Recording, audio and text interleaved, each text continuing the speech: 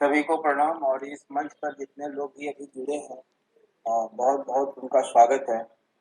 क्योंकि आज मुझे लगता है कि कुछ लोग को प्रॉब्लम है, क्योंकि आज एक और शर्मा जी ऐसा हुआ कि प्रोग्राम इन लोगों ने रखा था, मुझे पता नहीं था। तो ये क्लासेज चल रहे हैं, तो अभी लोग जुड़ जाएंगे लोग। तो मैं आप लोगों को शर्मा जी का मैं परिचय देना चाहूँगा। इतना ही परिचय दूंगा कि कम शब्दों में आप लोगों के लिए सार्थकता साबित होगी। मैं शर्मा जी के साथ पिछले 7-8 साल से काम किया है और 7-8 साल में कभी भी मैंने इनको ऊंचे स्वर में बोलते हुए नहीं देखा, कभी घबराते हुए नहीं देखा, कभी भी किसी भी परिस्थिति में जल्दी पानी उतावलापन नहीं देखा। और सबसे बड़ी चीज मैंने इनमें ये देखा है कि अगर कोई आदमी मुझे नजर आया है जो क्रोध पर विजय पा लिया हो, तो वो हमारे सामने साक्षात शर्मा जी हैं, सुरेंद्र शर्मा जी हैं। और इससे ज्यादा परिचय मैं क्या दूं। एक जाने माने बहुत अच्छे शिक्षक रहे हैं, अपने कर्तव्यों का निर्वाह करते हुए अभी सेवा से मुक्त हुए हैं और इस क्षेत्र में बहुत दिनों से योगदान दे रहे थे और लगातार अभी योगदान देते जा रहे हैं। मैं शर्मा साहब से निवेदन करूंगा कि आइए और हम लोगों का मार्गदर्शन करें। शर्मा साहब, आपका इस मंच पर बहुत बहुत स्वागत है और प्रणाम आपको। आपका बहुत बहुत धन्यवाद। सबसे पहले कि आपने इतने समय के बाद मुझे समझा इस लायक कि आपने मुझे याद किया और मुझे बहुत बहुत खुशी है। और जो आपने विषय मेरे पास भेजा है कि मन, बुद्धि, चित्त, चेतना, अंतकरण, एक शब्द मैंने उसमें और जोड़ दिया है, संस्कार। तो हम इन बातों पर आपने रखा है कि हम चर्चा करेंगे। तो ये जो हम सामने देख रहे हैं, आप इसको देख पा रहे होंगे कि जो मन क्या है, बुद्धि क्या है और चित्त क्या है, इन सब को मैं आपको क्योंकि ये मेरा बहुत अच्छा सब्जेक्ट मुझे दिया गया और ये मेरा सब्जेक्ट बहुत बढ़िया है और इसको मैं बहुत अच्छी तरह जितना मैं समझता हूं कि आपको समझा पाऊंगा। और आपको कोई भी प्रश्न या कोई भी बात स्पष्ट नहीं होती तो आप अवश्य हाथ खड़ा करेंगे तो भाई साहब उसको ऑन कर देंगे, तो आप अपना प्रश्न पूछेंगे, क्योंकि बिना प्रश्न के कोई भी बात समझ में नहीं आती है। तो हमें सीधा मैं इस विषय पर आ रहा हूं कि हम आत्मा है। पहला सीधा सही बहुत सीधी सी बात हमको समझनी है कि हम आत्मा है, हम ये शरीर नहीं है। आप आत्मा है, शरीर नहीं। हमें बहुत समय से एक आदत पड़ गई है कि हम अपने आप को शरीर समझते हैं। यही आज के समय सारे संसार के दुख का कारण है कि सब अपने आप को आत्मा नहीं समझ करके शरीर समझते हैं। तो इसको मैं समझाऊंगा क्यों हम आत्मा नहीं समझते। उसका कारण क्या है कि हमारा ये है बिना आत्मा के शरीर। जो आप ये देख रहे हैं इधर बड़ा सारा, ये है बिना आत्मा के शरीर। जब इसमें आत्मा नहीं है तो ये शरीर है, और जब इसमें आत्मा जुड़ती है तो हम इसे कहते हैं जीव आत्मा। जब तक आत्मा नहीं आती है शरीर में, इसे बिना शरीर के जीव कहते हैं। जब जीव आत्मा में से आत्मा निकल जाती है तो इसे बिना आत्मा के शरीर या सिर्फ शरीर कहेंगे या सिर्फ जीव कहेंगे, या हम मिट्टी कह देते हैं जिसे हमने अंतिम संस्कार के लिए ले जाना होता है। आत्मा जब शरीर में प्रवेश करती है तो जन्म होता है। आत्मा जब शरीर को छोड़ती है तो मृत्यु। आत्मा ने शरीर में प्रवेश किया, जन्म। आत्मा ने शरीर को छोड़ा तो मृत्यु। अब हमने देखना है कि आत्मा इस शरीर में कहां होती है। आत्मा इस शरीर के अंदर, जहां हम ब्राह्मण तिलक लगाते हैं, यहां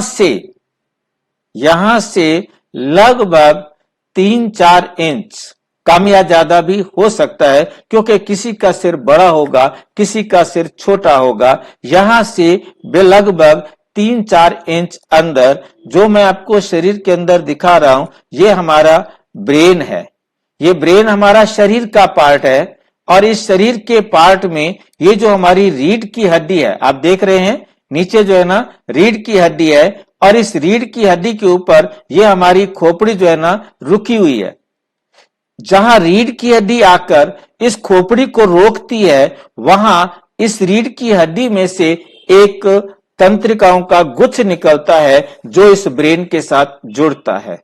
जहां से पूरी बॉडी से हमारे जो मैसेज आते हैं वो इस ब्रेन के अंदर पहुंचते हैं, और उनको रीड करने का काम आत्मा करती है। उसको कैसे बॉडी के ब्रेन के अंदर कहां उसको सेट करना है वो आत्मा करती है, जिसको मैं यहां साइड के एक चित्र से आपको दिखाने का प्रयास कर रहा हूं। ये हमारे पास कंप्यूटर है, कंप्यूटर हार्ड डिस्क होती है उसके अंदर। अब उसका एक ऑपरेटर होता है, तो आत्मा शरीर के अंदर एक ऑपरेटर की तरह जो भी मैसेज आए हैं, जो भी फाइल आई हैं, उनको कंप्यूटर में रखता है कि कौन सी फाइल कहां रखनी है।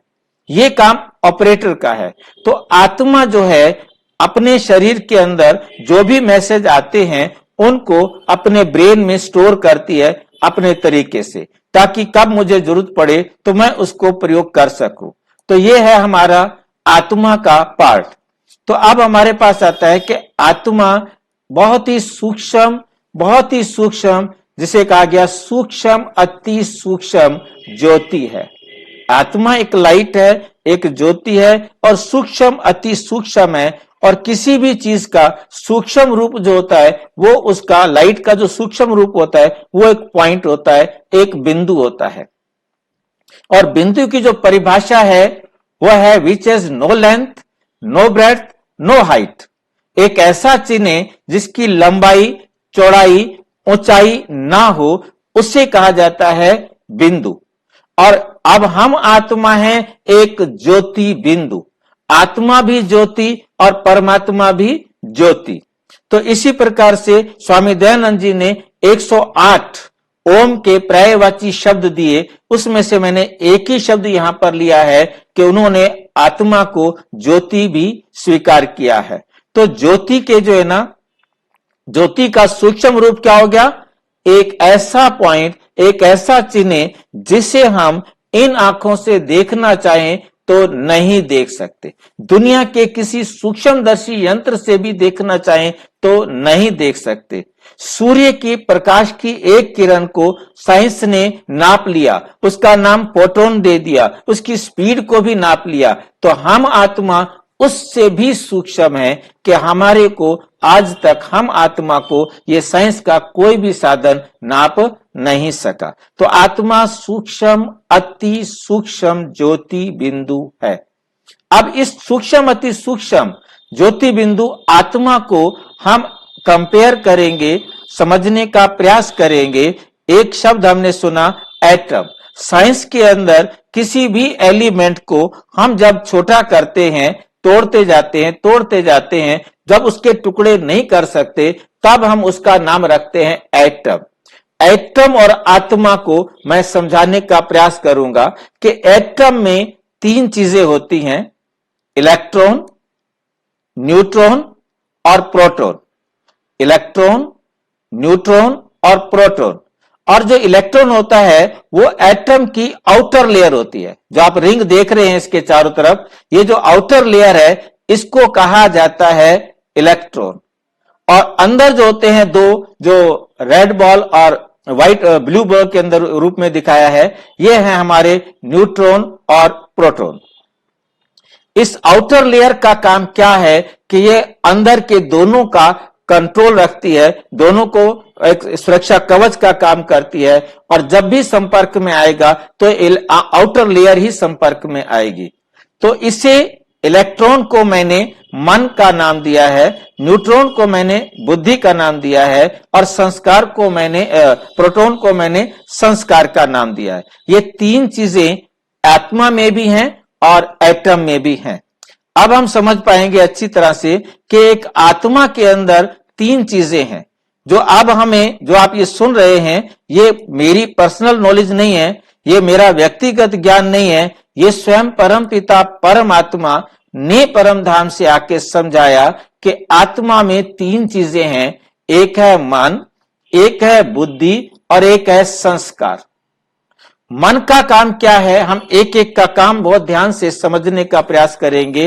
मन जो है, मैंने देखा कि आपको बताया कि आउटर लेयर है, तो ये मन आत्मा के अंदर ये दोनों चीज, तीन चीजें होती हैं, उसकी आउटर लेयर जो है मन है।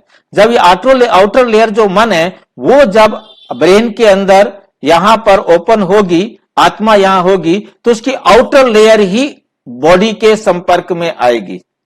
ये मन आज तक परमात्मा ने हमें समझाया, आज तक मन के बारे में हम बहुत कुछ सोचते थे, मन चंचल है, मन घोड़ा है, मन क्या है, क्या क्या अलग अलग हमने सुना। परंतु तो आज आपने बहुत सिंपल सी बात समझनी है कि मन, बुद्धि और संस्कार, इन दोनों और शरीर के बीच में एक मीडिएटर है, एक मीडिएटर है। जो बॉडी से मैसेज आता है वो एज इट इज मन जो है बुद्धि के पास पहुंचाता है। जैसे कोई चीज गर्म लग रही है, अब मन के पास मैसेज आया कि ये इतना गर्म है, और मन ने एज इट इज बुद्धि के पास पहुंचाया कि इतना गर्म है, और बुद्धि कहती है, बुद्धि डिसीजन करने का काम करती है। यहां आप देख रहे हैं क्या हमने इस बुद्धि को दिखाया है एक तराजू के रूप में, जो सारा दिन डिसीजन करती रहती है। मन ने कहा इतना गर्म है, बुद्धि ने कहा नहीं, इसे तो और गर्म होना चाहिए, या ये ज्यादा गर्म है, नहीं इसे कम गर्म होना चाहिए, इसे ठंडा करो, इसे ज्यादा गर्म करो। ये नीले रंग का सूट है, नहीं नहीं मेरे को तो पिंक कलर का सूट चाहिए। अच्छा ये काम ऐसे करने के लिए हो रहा है, नहीं इसको ऐसे नहीं करो, ऐसे करो, हाँ हाँ ठीक है ऐसे करो। ये सारा दिन बुद्धि जो है ना डिसीजन करती रहती है, और मन का काम है बार बार हर एक चीज, जो भी मैसेज आता है वो बुद्धि तक पहुंचाता रहता है। बहुत क्लियर समझना है, वो मन का काम निष्पक्ष हर मैसेज बुद्धि तक पहुंचाना है। मन उसे अपनी लैंग्वेज में कन्वर्ट करके बुद्धि तक पहुंचाता है, और बुद्धि जो लैंग्वेज में मैसेज देती है वो मन फिर बॉडी लैंग्वेज में कन्वर्ट करके बॉडी से करवाता है। बहुत क्लियर समझना है कि मन बॉडी का मैसेज बुद्धि तक और बुद्धि का मैसेज बॉडी तक पहुंचाने का काम, मीडिएटर का काम इस मन का है। ये आउटर लेयर है, क्योंकि अंदर बुद्धि और संस्कार है। बुद्धि जो निर्णय करती है, मन उसे डिनाई नहीं कर सकता। बुद्धि ने यदि ये फैसला कर दिया है कि आपने स्कूल जाना है तो स्कूल जाना है, बुद्धि ने फैसला कर दिया नहीं जाना तो नहीं जाना, मन बॉडी को कहेगा नहीं जाना, खाना है तो खाना है, नहीं खाना है तो नहीं करना है। जो काम हमें करना है या नहीं करना है उसका फैसला बुद्धि करती रहती है। यह हमारा सारा दिन, इसको हम कॉन्शियस माइंड कहते हैं। जब मन और बुद्धि दोनों एक्टिव हैं, दोनों मिल करके सारा दिन काम करते रहते हैं, जिस समय ये दोनों मिलकर काम कर रहे हैं उसको कहा जाता है कॉन्शियस माइंड। बुद्धि जो है ना एकदम कॉन्शियस है, वो हर काम एक्टिव कर रही है। और ऐसा समय आता है जब हमें समझ में आ गया, अब जो काम, मुझे यहां पर स्वामी विवेकानंद की लाइन बहुत अच्छी याद आती है, मैं वो आपके सामने शेयर कर रहा हूं कि thought is the seed of action. विचार हमारे कर्म का बीज है। जो विचार मन ने जागृत किया, बुद्धि ने उसे स्वीकार किया, वो कर्म होगा। और जब वो कर्म होगा तो हमारा पहला काम शुरू हुआ कि thought is the seed of action. अब जब हमारा एक्शन हो गया तो दूसरा टॉपिक आता है, action is the seed of habit. जो कर्म हम एक बार करते हैं, उस कर्म को हम बार बार करते हैं तो वो हमारी आदत बन जाती है। आदत को कहा जाता है संस्कार। आदत को कहा जाता है संस्कार, कि हमारा संस्कार बन जाता है। क्या हमने ये बार बार करते हैं तो हमारा संस्कार बन जाता है, तो ये हमारा संस्कार हो गया। तो हमें समझ में आया कि thought is the seed of action action is the seed of habit. आगे के दो मैं वैसे आपको बता देता हूं, हमारे आज की टॉपिक में नहीं है। Habit creates the character, character builds the nation and world. जैसा हमारा चरित्र होता है वैसा ही हमारा फिर राष्ट्र बनता है। ये स्वामी विवेकानंद की लाइन थी जो मुझे बहुत अच्छी लगती है कि एक थॉट ही एक नेशन को बना सकता है। थॉट पर हम विशेष ध्यान दें कि हमें थॉट कैसा करना है, विचार कैसा करना है। और विचार हमारे आते हैं संग से। जैसा हम संग करते हैं, जैसी संगत में बैठते हैं, वैसे हमारे विचार बनते हैं, फिर वैसे हमारे कर्म होते हैं, वैसे हमारे संस्कार बनते हैं, वैसा हमारा चरित्र बनता है और वैसा हमारा देश या राष्ट्र बनता है। तो ये हमारा था मन बुद्धि संस्कार के लिए। अभी हमने आप चर्चा किया कि मन और बुद्धि जब दोनों एक्टिव होते हैं तो इसे कहते हैं कॉन्शियस माइंड। अब दूसरा आता है हमारे पास सबकॉन्शियस माइंड। सबकॉन्शियस माइंड क्या होता है कि मन अपना काम कर रहा है, मन बुद्धि को कुछ नहीं पूछ रहा है, बुद्धि फ्री है। और जब बुद्धि फ्री होती है तो सबकॉन्शियस माइंड कहा जाता है वेटिंग रूम को, जिन बातों को हमने सारा दिन काम करते हुए, सुनते हुए, देखते हुए, चलते हुए देखा और हमने उसको रख दिया साइड में। अच्छा, इसके बारे में बाद में करेंगे, अभी मैं बिजी हूं, इस काम को बाद में करेंगे, साइड सीन को हम देखते हुए छोड़ते गए। अब जैसे ही बुद्धि फ्री हुई, बुद्धि के पास मन कोई मैसेज नहीं भेज रहा है, तो बुद्धि के पास वेटिंग रूम से एक एक बात उठकर आने लगती है। जब वो बात आने लगती है तो वो एक एक बात पर अपना विचार करना शुरू करता है, जिसे कहा जाता है सबकॉन्शियस माइंड। वो हो गया कॉन्शियस माइंड जब मन और बुद्धि दोनों बिजी हैं। जब मन साइड में हो गया, केवल बुद्धि और जो बातें हमने पढ़ी सुनी, जैसे बच्चा बैठ करके घर में पढ़ता है तो सबकॉन्शियस माइंड में जो कुछ वो क्लास में पढ़ के आया है वो घर में बैठकर उसको रिपीट करता है, रिवाइज करता है और उसे सेट करता है कि इसको कैसे मैंने आंसर में लिखना होगा, कैसे करना होगा, कैसे मुझे प्रॉब्लम सोल्व करनी है। वो सारी बातें, उसकी स्टडी का जो भी सारा आधार है वो सारा कब होता है? सबकॉन्शियस माइंड में होता है। तो हमें सबको अब करना, अब है हमारे पास तीसरा है अनकॉन्शियस माइंड। अनकॉन्शियस माइंड क्या होता है? पहले जो चीज हमारे पास कॉन्शियस में थी वो हमने आदत में डाल दी। ये आदत को जो है ना बहुत अच्छी तरह समझना है कि ये हमारा संविधान है, ये आत्मा का संविधान है, हर आत्मा का संविधान है क्योंकि उसके सारे काम उसकी आदतों के अनुसार होते हैं। और यदि कोई काम आदतों के विपरीत आता है, किसी आदत से अलग आता है, तो फिर यह बात मन के पास जाती है। मन कहता है नहीं, आदत तो यह है, नहीं ऐसे करना है। फॉर एग्जाम्पल मैं ले रहा हूं, जैसे मेरी आदत है कि मैं रोजाना सैर करने के लिए जाऊं, मैं रोजाना सैर करने जाता हूं। आज मेरे पास कोई भाई आता है, आकर कहता है भाई तू बुढ़ा हो गया है, तेरे को सैर करने की क्या जरूरत है, अब शरीर में इतना नहीं होता, हल्का फुल्का चहल पहल करके बैठ जाया करो। अब उसकी बात से अब उतनी जरूरत नहीं है। अब इस विचार ने मेरे संस्कार में और मन के बीच में द्वंद्व खड़ा हो गया और बुद्धि जो है ना बीच में सुन रही है, बुद्धि बीच में सुन रही है, संस्कार और मन इन दोनों के बीच में अपना विपरीत भाव जो है ना आ गया है। जब ऐसा हो जाता है तब दोनों के विचार अलग हैं, तब बुद्धि के जज के रूप में बैठकर दोनों की बात सुनती है। अब दोनों में से कौन अपना तर्क अच्छी तरह रख पाता है वो बुद्धि स्वीकार करेगी। जिस समय हम डबल माइंड होते हैं, ये करूं कि ना करूं, जिसको डबल माइंड मींस संस्कार और नई बात के बीच में एक विरोधाभास आ गया है, कुछ परिवर्तन आ गया है, जिसके कारण दोनों अपने अपने तर्क रखेंगे। एक तो विजयी होगा, चाहे यह तर्क 10 मिनट चले, 1 मिनट चले, 1 घंटा चले, 1 दिन चले, कितना भी चले, उसके बाद आखिर एक तो विजयी होगा। जो विजयी होगा वो एक्शन होगा, वो फिर संस्कार बनेगा। वह सेम भी रह सकता है, उसमें चेंज भी आ सकता है। दोनों बातों के लिए हमें बहुत अच्छी तरह समझना है कि बुद्धि जज की सीट पर बैठकर संस्कारों को बदलती भी है, संस्कारों को बनाती भी है।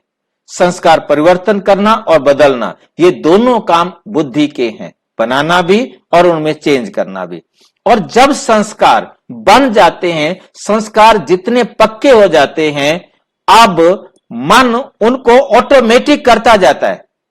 मन उनको ऑटोमेटिक करता जाता है, बुद्धि से बार बार नहीं पूछता। जैसे हमने पहली बार किसी बिल्डिंग को जाना है, किसी के घर जाना है, तो हम एक एक जगह थोड़ा सोच समझ करके जाएंगे, हाँ इधर से जाना है, इधर से जाना है, इधर से जाना है। और जब हम वहां 2-4 बार चले जाएंगे, फिर हमें सोचना नहीं पड़ेगा, फिर हम चले ही जाएंगे। अब हमारा बुद्धि काम नहीं करे, बुद्धि की जरूरत नहीं है। जब मन और बुद्धि दोनों की जरूरत है तो कॉन्शियस माइंड, जब मन की जरूरत नहीं है, केवल बुद्धि एक्टिव है, तो उस समय कहलाता है सबकॉन्शियस माइंड। और जब बुद्धि की जरूरत नहीं है, ऑटो मोड जिसे हम कहते हैं, ऑटोमेटिक, हम आदत के अनुसार मन अपना काम करता रहता है, तब तक करता रहता है जब तक उससे अलग कुछ दिखाई ना दे। उस रास्ते से चला जाएगा, पर तो उस रास्ते में यदि कुछ अड़चन आ गई है तो बुद्धि को कहेगा अब क्या करूं? बुद्धि कहेगी अच्छा इधर से निकल, नहीं तो आदत के अनुसार वो वहां ऑटोमेटिक पहुंच जाएगा। आज उस रास्ते में कुछ रुकावट आ गई है, अड़चन आ गया है, तो बुद्धि को काम में लेना पड़ा, अदरवाइज मन के अनुसार रोजाना आता जाता रहेगा। तो ये कहलाता है अनकॉन्शियस माइंड, जब माइंड को जरूरत ही नहीं, माइंड का प्रयोग ही नहीं हो रहा। तो ये हमारे पास आता है, 3 जो है ना हमारी अवस्थाएं आती हैं जिसको हम समझ रहे हैं। तो ये कानून को, संस्कार को मैंने संविधान कहा, क्योंकि मेरे नियम मेरे हैं। मैं अपने जो भी काम करता हूं, मैं अपने संस्कारों के अनुसार करता हूं। आप सभी भी अपने अपने संस्कार के अनुसार अपने सारा दिन के काम करते हो। तो सभी आत्माओं का संविधान अलग अलग है। सभी आत्माओं ने अपना संविधान खुद बनाया है, किसी और ने नहीं बनाया है। कैसे बनाया है? जैसी संग में रहे, जैसे सत्संग में रहे तो अच्छे, और गंदी संगत में रहे तो खराब। तो इसलिए कहा जाता है संग तारे कुसंग डूबे। तो हमें अच्छी संगत में रहेंगे तो हमारे अच्छे संस्कार ऑटोमेटिक बनेंगे। तो ये हमारे संस्कार बनते हैं, जिनको मैं कहता हूं कि ये हमारा हर एक का अपना अपना संविधान है। उस संविधान को बनाना या बदलना ये हर आत्मा का, आत्मा में भी विशेष बुद्धि का पार्ट है। बुद्धि जो है आत्मा का पार्ट है। यहां थोड़ा कंफ्यूजन रहता है, तो मैं बता दूं, ये ब्रेन जो है ये बॉडी का पार्ट है। बहुत सारे जो मैं पढ़ता हूं उनके अंदर बुद्धि को भी ब्रेन कह देते हैं, दिमाग कह देते हैं, दिमाग को भी, मन को भी बुद्धि कह देते हैं। मतलब ये परमात्मा ने आकर बहुत अच्छी तरह क्लियर किया कि मन अलग चीज है, बुद्धि अलग चीज है, संस्कार अलग चीज है, और ब्रेन अलग चीज है। एक शब्द हमने लिया है चिति, एक शब्द चिति के साथ लेते हैं हम, चेतना तो आ गया, चिति की जगह पर मैं शब्द ले रहा हूं दिल।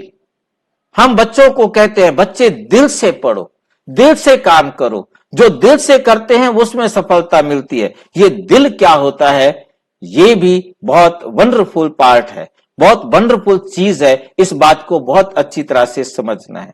मुझे यहां जयशंकर प्रसाद जी याद आते हैं, उनकी लाइन थी, ज्ञान दूर कुछ क्रिया भिन्न है, इच्छा क्यों पूरी हो मन की, ये तीनों ना मिल सके, ये विडंबना है जीवन की।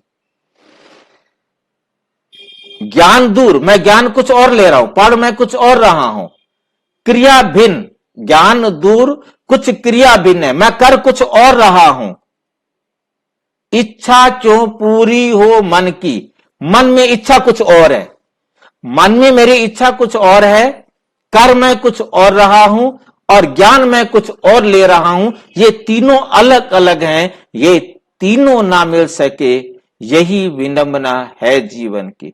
ये हमारे दुख का कारण है।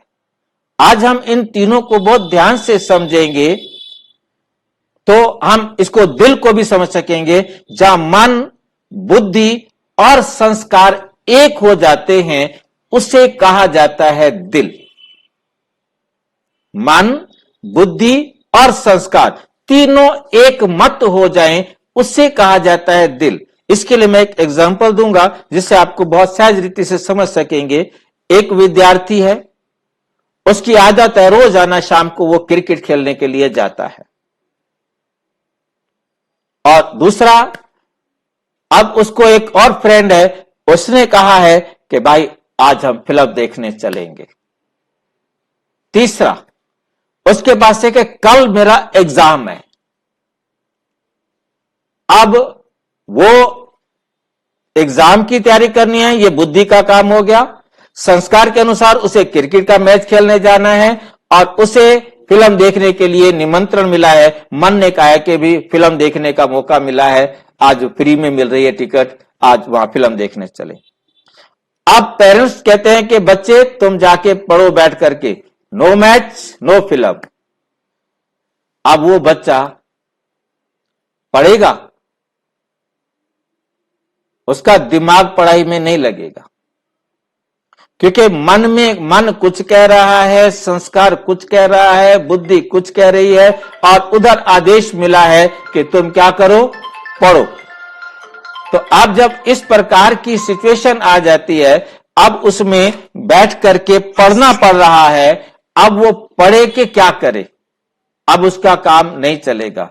बुद्धि जाएगी, पढ़ तो मैं बाद में लेता, क्रिकेट का मैच तो मुझे रोजाना खेलना जरूरी है, मैंने प्लानिंग तो बना के रखी थी, मां ने या पापा ने मेरे को फंसा दिया। अब वो किताब खोल के भल बैठा रहे, फिल्म का मौका चला गया, ये फिल्म फ्री में मुझे देखने को मिल रही थी, ये चांस मुझे फिर कभी नहीं मिलेगा। तो इस प्रकार से अब उसका मन अलग, बुद्धि अलग, संस्कार अलग। यदि इनमें से एक भी अलग है तो वो दिल, अब उसका मन को समझा दिया उसने, भाई फिल्म तो बाद में भी देखी जा सकती है, जिंदगी पड़ी है, अभी एग्जाम जरूरी है, एग्जाम की तरफ देखना है। और क्रिकेट रोज तो खेलता हूं, एक दिन नहीं खेलूंगा कोई बात नहीं, परंतु मेरे आज टॉपिक को मैंने अच्छी तरह से तैयार करना है। उसने एक माइंड बना दिया, मैंने खेलना नहीं है, मुझे फिल्म नहीं देखना है, मुझे पढ़ना है। तीनों एक मत हो गए, अब उसको पढ़ाई से कोई हटा नहीं सकता। तो ये था जो मुझे टॉपिक दिया गया था। उस टॉपिक में आपको कोई क्वेश्चन उठ रहा है और कहीं स्पष्टीकरण की जरूरत है तो आप सभी आमंत्रित है, आप पूछ सकते हैं।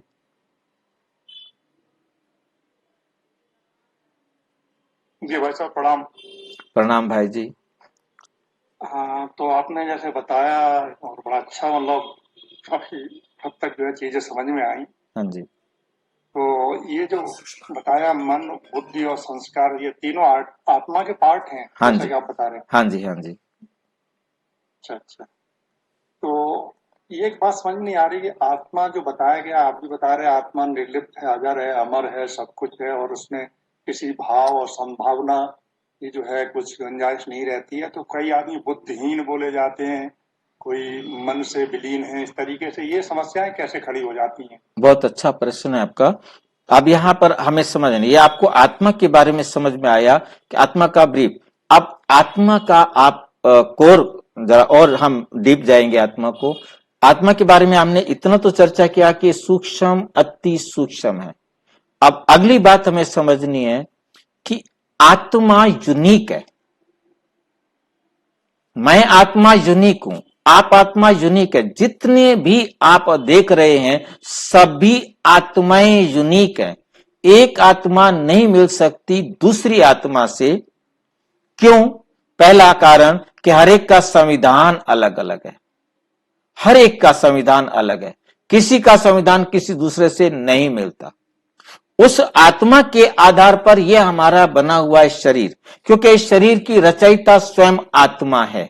आत्मा इस शरीर की क्रिएटर है। तो हमारे उंगलियों के निशान किसी से नहीं मिलते, मेरी शक्ल दूसरे किसी से नहीं मिल सकती, किसी की भी शक्ल नहीं मिलेगी, क्योंकि हर एक आत्मा का शरीर उसके संस्कार के आधार से बनता है। जैसे उसके संस्कार हैं उसी आधार से ये शरीर का जो है निर्माण करती है आत्मा अपने कर्मों। और फाइनल बात आपने बहुत अच्छी तरह से समझ लेना है कि हर आत्मा एक रिकॉर्डेड सीडी है, रिकॉर्डेड मेमोरी कार्ड है। मेमोरी कार्ड आपने देखा होगा, सीडी बहुत बड़ा हो जाता है। मेमोरी कार्ड जो होता है, एक प्लास्टिक की प्लेट होती है, दो चिपकी हुई है, उसके अंदर तारों का गुच्छा है, उसके अंदर एक एटम ऐसा कुछ रखा हुआ है जिसके अंदर इतनी सारी बातें रिकॉर्ड हो जाती हैं जो वो काफी देर तक चलती हैं। तो आत्मा में भी 5000 ईयर्स की रिकॉर्डिंग है, 5000 ईयर्स की रिकॉर्डिंग है। 11वें समोल्लास में स्वामी दयानंद जी ने भूमिका में भी, और फर्स्ट पैराग्राफ 11वां समोल्लास का जो फर्स्ट पैराग्राफ है उसके अंदर भी इस बात को स्पष्ट किया है। उसको मैं यहां थोड़ा सा ले रहा हूं। 5 सहस्त्र वर्ष पूर्व इस पृथ्वी पर केवल और केवल आर्य थे। आर्य में श्रेष्ठ देवता थे। जब वेद विरुद्ध कुछ भी नहीं था, जब वेद विरुद्ध होता है तो महाभारत होता है। ये जो पार्ट है ये पुराणों से लिया है। हालांकि ब्रजानंद जी ने स्वामी दयानंद जी को बहुत गुह्य पॉइंट एक दिया था कि वेद सत्य हैं, पुराण असत्य हैं, परंतु मैंने यहां आकर देखा कि पुराणों के प्रभाव से स्वामी दयानंद जी भी बच नहीं पाए। उन्होंने पुराणों को भी किसी ना किसी तरीके से एंट्री दे दी। ये एंट्री पुराणों के हिसाब से है कि 5000 साल का कल्प होता है। 5000 साल का कल्प होता है, मीन सतयुग, त्रेता, द्वापुर, कलयुग, ये चारों युग जो है 5000 साल के होते हैं। ये सृष्टि चक्र जो है 5000 साल का चलता रहता है। सतयुग, त्रेता, द्वापुर, कलयुग, चारों युग जो है 5000 साल बाद हू बहु रिपीट होते रहते हैं। ठीक है कि नहीं?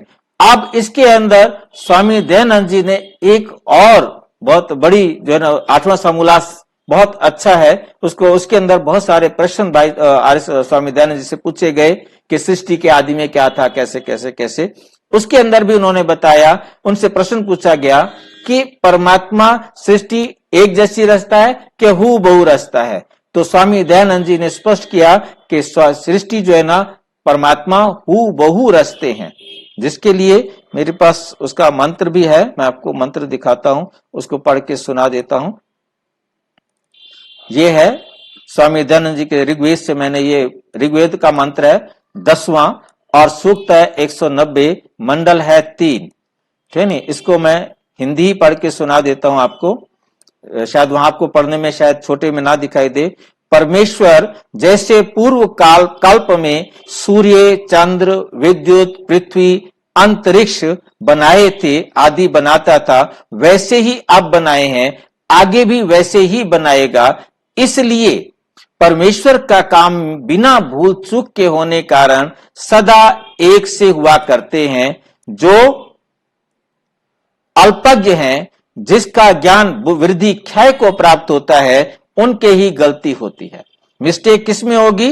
जो अल्पज्ञ। हम मनुष्य जो है अल्पज्ञ, मीन्स हम परमात्मा से अलग हैं, हम मनुष्य हैं, हम जन्म मरण के चक्र में आते हैं। परमात्मा जन्म मरण के चक्र में नहीं आता। परमात्मा अशरीरी है, अजन्मा है, अभोक्ता है, अयोनि है। तो परमात्मा हमेशा संपूर्ण रहता है, क्योंकि वो जन्म मरण के चक्कर में आए तो शरीर धारण करे तो उसके भी जो ज्ञान है, गुण है, शक्तियां, वो भी क्षय को प्राप्त होंगे। उनकी गुण और शक्तियां कभी क्षय को प्राप्त नहीं होते।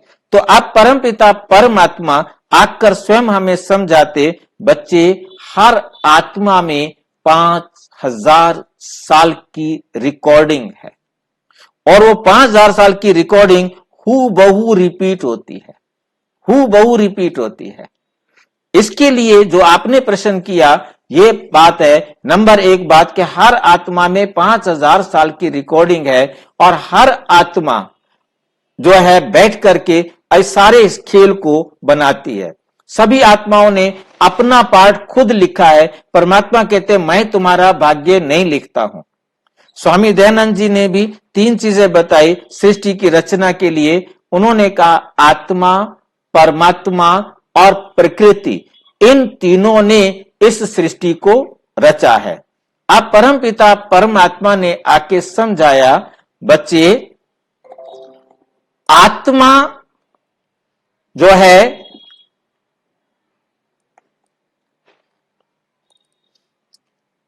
ये सत्य है।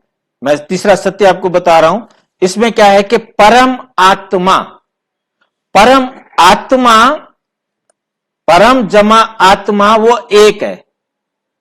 देव आत्मा, देव जमा आत्मा जिसमें दिव्य गुण है, ऐसी गुणों वाली आत्माएं 33 करोड़ है। और धर्म आत्मा, जो धर्म के काम करने वाली आत्माएं हैं, वो अनेक है। इसी प्रकार महान आत्माएं भी अनेक हैं, पाप आत्माएं भी अनेक हैं, नीच आत्माएं भी अनेक हैं। मीन्स आत्मा का मतलब है वो आत्मा है सब। परमात्मा भी एक आत्मा है, हम भी एक आत्मा है, परंतु हम आत्मा यूनिक हैं तो परम आत्मा भी यूनिक है। सभी आत्माएं यूनिक है, चाहे वो देव आत्मा हो, चाहे वो धर्म आत्मा हो। आज कोई धर्म आत्मा है, कल वो पाप आत्मा बन जाता है, तो हम कहते हैं अरे हम तो समझते थे ये देव आत्मा है, धर्म आत्मा है, आज पता लगा ये तो दुष्ट आत्मा है। कर्म से जैसे कर्म करती है आत्मा, उसके साथ वो प्रीफिक्स लगा दिया जाता है। तो हमें बहुत अच्छी तरह समझना है कि आत्मा में लेप छेप होता है, परंतु परमात्मा जिसमें लेप छेप नहीं होता, जो कभी अपने गुण और शक्तियों को क्षय नहीं करता। हम आत्माएं अपने गुण और शक्तियों को क्षय करते हैं, जिसके कारण हम प्योर से इम्प्योर हो जाते हैं, पावन से पतित बन जाते हैं। फिर परमात्मा को पुकारते हैं, हे भगवान आओ हमें पतित से पावन बनाओ, हमें बदी की राह से हटाओ, हमें नेकी की राह पे चलाओ। हमें गंदी संगत में आने के कारण हम बदी के रास्ते पर चल पड़े थे। फिर परमात्मा को पुकारते हैं, हे प्रभु हमें सद्बुद्धि दो, क्योंकि उनके पास गुण ज्ञान शक्तियां कभी क्षय को प्राप्त नहीं होती। तो वो आकर फिर से हमें उन गुणों और उन शक्तियों को अपने अंदर जागृत करने की विधि सिखाते हैं। अब आपका प्रश्न था कि क्यों वो अल्प बुद्धि हो गया, क्यों वो मंद बुद्धि हो गया, क्यों? इसके लिए हमें शॉर्ट में मैं आपको कर्मों की गति के बारे में बताऊंगा। बड़ा सिंपल है, कर्मों की गति को बहुत ध्यान से हम समझ पाएंगे। नियम समझना है कि जो आत्मा एक बार परम धाम से इस पृथ्वी पर आ गई, अब वो वापस नहीं जा सकती जब तक परमपिता परमात्मा स्वयं ना आए आत्माओं को घर वापस ले जाने के लिए। आत्मा अपने आप नहीं जा सकती। कोई भी आत्मा आने के बाद जैसे ही उसने शरीर को धारण किया, शरीर को भोगा। इसके लिए भी स्वामी दयानंद जी से प्रश्न पूछा गया 8वें समोल्लास के अंदर कि सृष्टि के आदि में बच्चे थे, एक था या अनेक था? पहला क्वेश्चन पूछा गया तो स्वामी दयानंद जी ने जवाब दिया अनेक। दूसरा क्वेश्चन पूछा गया कि बच्चे थे, बूढ़े थे या जवान थे? तो स्वामी दयानंद जी ने जवाब दिया कि जवान। बच्चे हों तो उनको पालेगा कौन, बूढ़े हों तो सृष्टि कैसे चलेगी? सृष्टि चक्र के आदि में जवान थे, परंतु किसी ने स्वामी दयानंद जी से यह क्वेश्चन नहीं पूछा कि वो जवान कहां से आ गए। ये प्रश्न नहीं पूछा, या ये प्रश्न पूछा गया या नहीं पूछा गया, इसका समोल्लास में जवाब नहीं मिला। इसका जवाब परमपिता परमात्मा ने परम धाम से आकर समझाया, बच्चे मैं आकर जब सारे संसार की आत्माएं, अच्छा आने का सिस्टम भी समझना होगा कि आत्माएं परम धाम से कैसे आती हैं। अब जाति कैसे है वो मैं आपको बता रहा हूं, फिर आना हम समझ जाएंगे। तो परमपिता परमात्मा कहते बच्चे, मैं सृष्टि चक्र के अंत में, कलयुग के अंत में, जब सारी आत्माएं इस धरती पर आ जाती हैं, सारी तमो प्रधान पतित भ्रष्ट बन जाती हैं, तब मैं आकर सबको घर ले जाता हूं। मैं तब सबको घर लेकर जाता हूं। अब घर कैसे लेकर जाते हैं, इस बात को हमें समझना है। परमात्मा आकर सारे संसार की आत्माओं को सत्य ज्ञान देते हैं। जैसे कहा जाता है ना कि भगवान जब अक्ल बांट रहे थे तो तुम कहां सोए हुए थे, तो जरूर भगवान ने कभी अक्ल बांटी होगी, ज्ञान दिया होगा। कहते हैं भगवान इसको अक्ल दो, भगवान ज्ञान दो, समझ दो। तो परमात्मा का काम है सब आत्माओं को ज्ञान देना, सब आत्माओं को मैसेज देना, सब आत्माओं को पढ़ाना। तो ये वो समय है कि जब परमात्मा आकर पढ़ाते हैं और आकर सारे संसार, कोई भी आत्मा ये कंप्लेन नहीं कर सकती, प्रभु आप इस धरती पर आए थे, मुझे भी बुलाते, मैं भी आता, मैं भी पढ़ता। ये कंप्लेन करने का अवसर संसार की किसी भी आत्मा को नहीं मिलेगा। तो सारी संसार की आत्माओं को परमात्मा आकर पढ़ाते हैं, जिसको अलग अलग धर्मों में कहा गया, डूम्सडे, क़यामत की रात, आखिरी रात, विनाश, मतलब अलग अलग नाम दिए गए। अब वो समय आ गया कि सारी आत्माएं परमात्म डायरेक्शन पर, ये तीसरा विश्व युद्ध जो अंतिम होगा, सारी आत्माएं एक साथ घर जाएंगी। अब घर जाने से पहले परमात्म डायरेक्शन पर कौन कितना अपने आप को पवित्र बना पाता है, आर्य बना सकता है, श्रेष्ठ बना सकता है, उस मेरिट बन जाती है। अब जब मेरिट बन जाती है तो वो आत्माएं जो 100% प्योर होती हैं, वो सबसे पहले सतयुग में आती हैं, क्योंकि उसे कहा जाता है सत्य युग, सत्य का युग, जहां झूठ होता ही नहीं, हर चीज प्योर होती है, प्योरेस्ट फॉर्म में होती है, सच्ची अवस्था में होती है। तो आत्माएं आकर ऐसे स्वर्णिम दुनिया को एंजॉय करते हैं।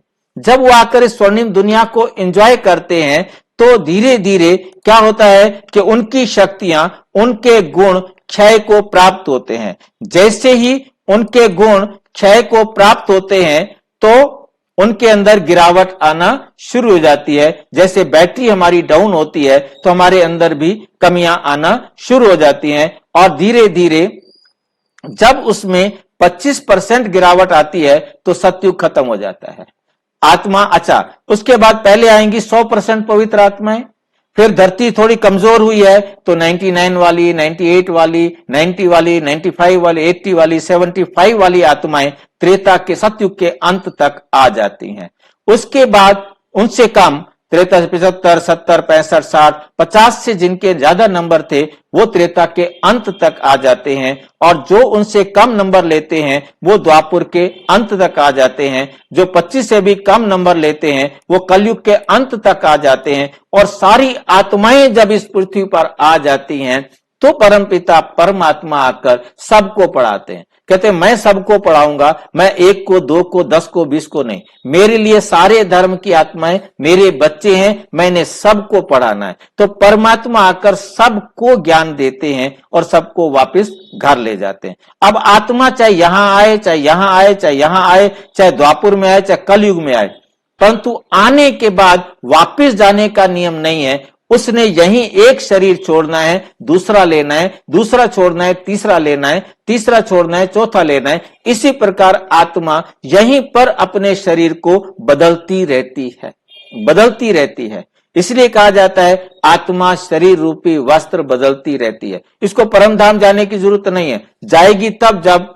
दूसरा मेन कारण लग जाता है यहां पर कि आकर के उसने जिस आत्मा को सुख दिया, जिस आत्मा को दुख दिया, वो उसका हिसाब बन गया। मैं बचपन से पढ़ता आया, गीता में लिखा हुआ था कि अभी लिखा हुआ है, सुख के कर्म सोने की बेड़ी है, दुख के कर्म लोहे की बेड़ी है, बेड़ी तो बेड़ी है। मुझे नहीं समझ में आता था ये सुख के कर्म वो भी बेड़ी, दुख के कर्म वो भी बेड़ी, वो सोने की बेड़ी, वो लोहे की बेड़ी, इसका क्या मतलब हुआ? अब परमपिता परमात्मा ने समझाया, बच्चे आप आत्मा ने किसी आत्मा को सुख दिया है, अच्छा किया, आपने उस आत्मा को सुख दे दिया। अब जब तक वो आत्मा वो सुख आपको रिटर्न नहीं करेगी, उसे भी इस संसार में रहना पड़ेगा और आपको भी इस संसार में रहना पड़ेगा। यह है सोने का बंधन। इसके विपरीत आपने किसी आत्मा को दुख दे दिया है, जब तक वो आत्मा आपको दुख रिटर्न नहीं करेगी, आपको भी इस संसार में रहना पड़ेगा और उसे भी इस संसार में रहना पड़ेगा। यह है लोहे का बंधन। तो हमने सुख दिया तो भी हम इस संसार में रुके, दुख दिया तो भी इस संसार में हम रुके। राम विकास जी, आप पूछना चाहेंगे कुछ? पूछो। नमस्कार। नमस्कार सर। नमस्कार बहन जी। अभी अब सुख भी बंधन है और दुख भी बंधन है, हाँ जी। तो अगर सभी लोग सुख और दुख से ऊपर उठ जाएंगे तो संसार कैसे चलेगा सर? ठीक है, बहुत अच्छा प्रश्न है। मैं अभी जरा इस सुख और दुख वाले का क्लियर कर दूं तो आपको मेरे ख्याल से जवाब मिल जाएगा, ठीक है नहीं? मेरा प्रश्न और है सर, पहले आप इसका बता दीजिए। हाँ, इसको मैं बता देता हूं।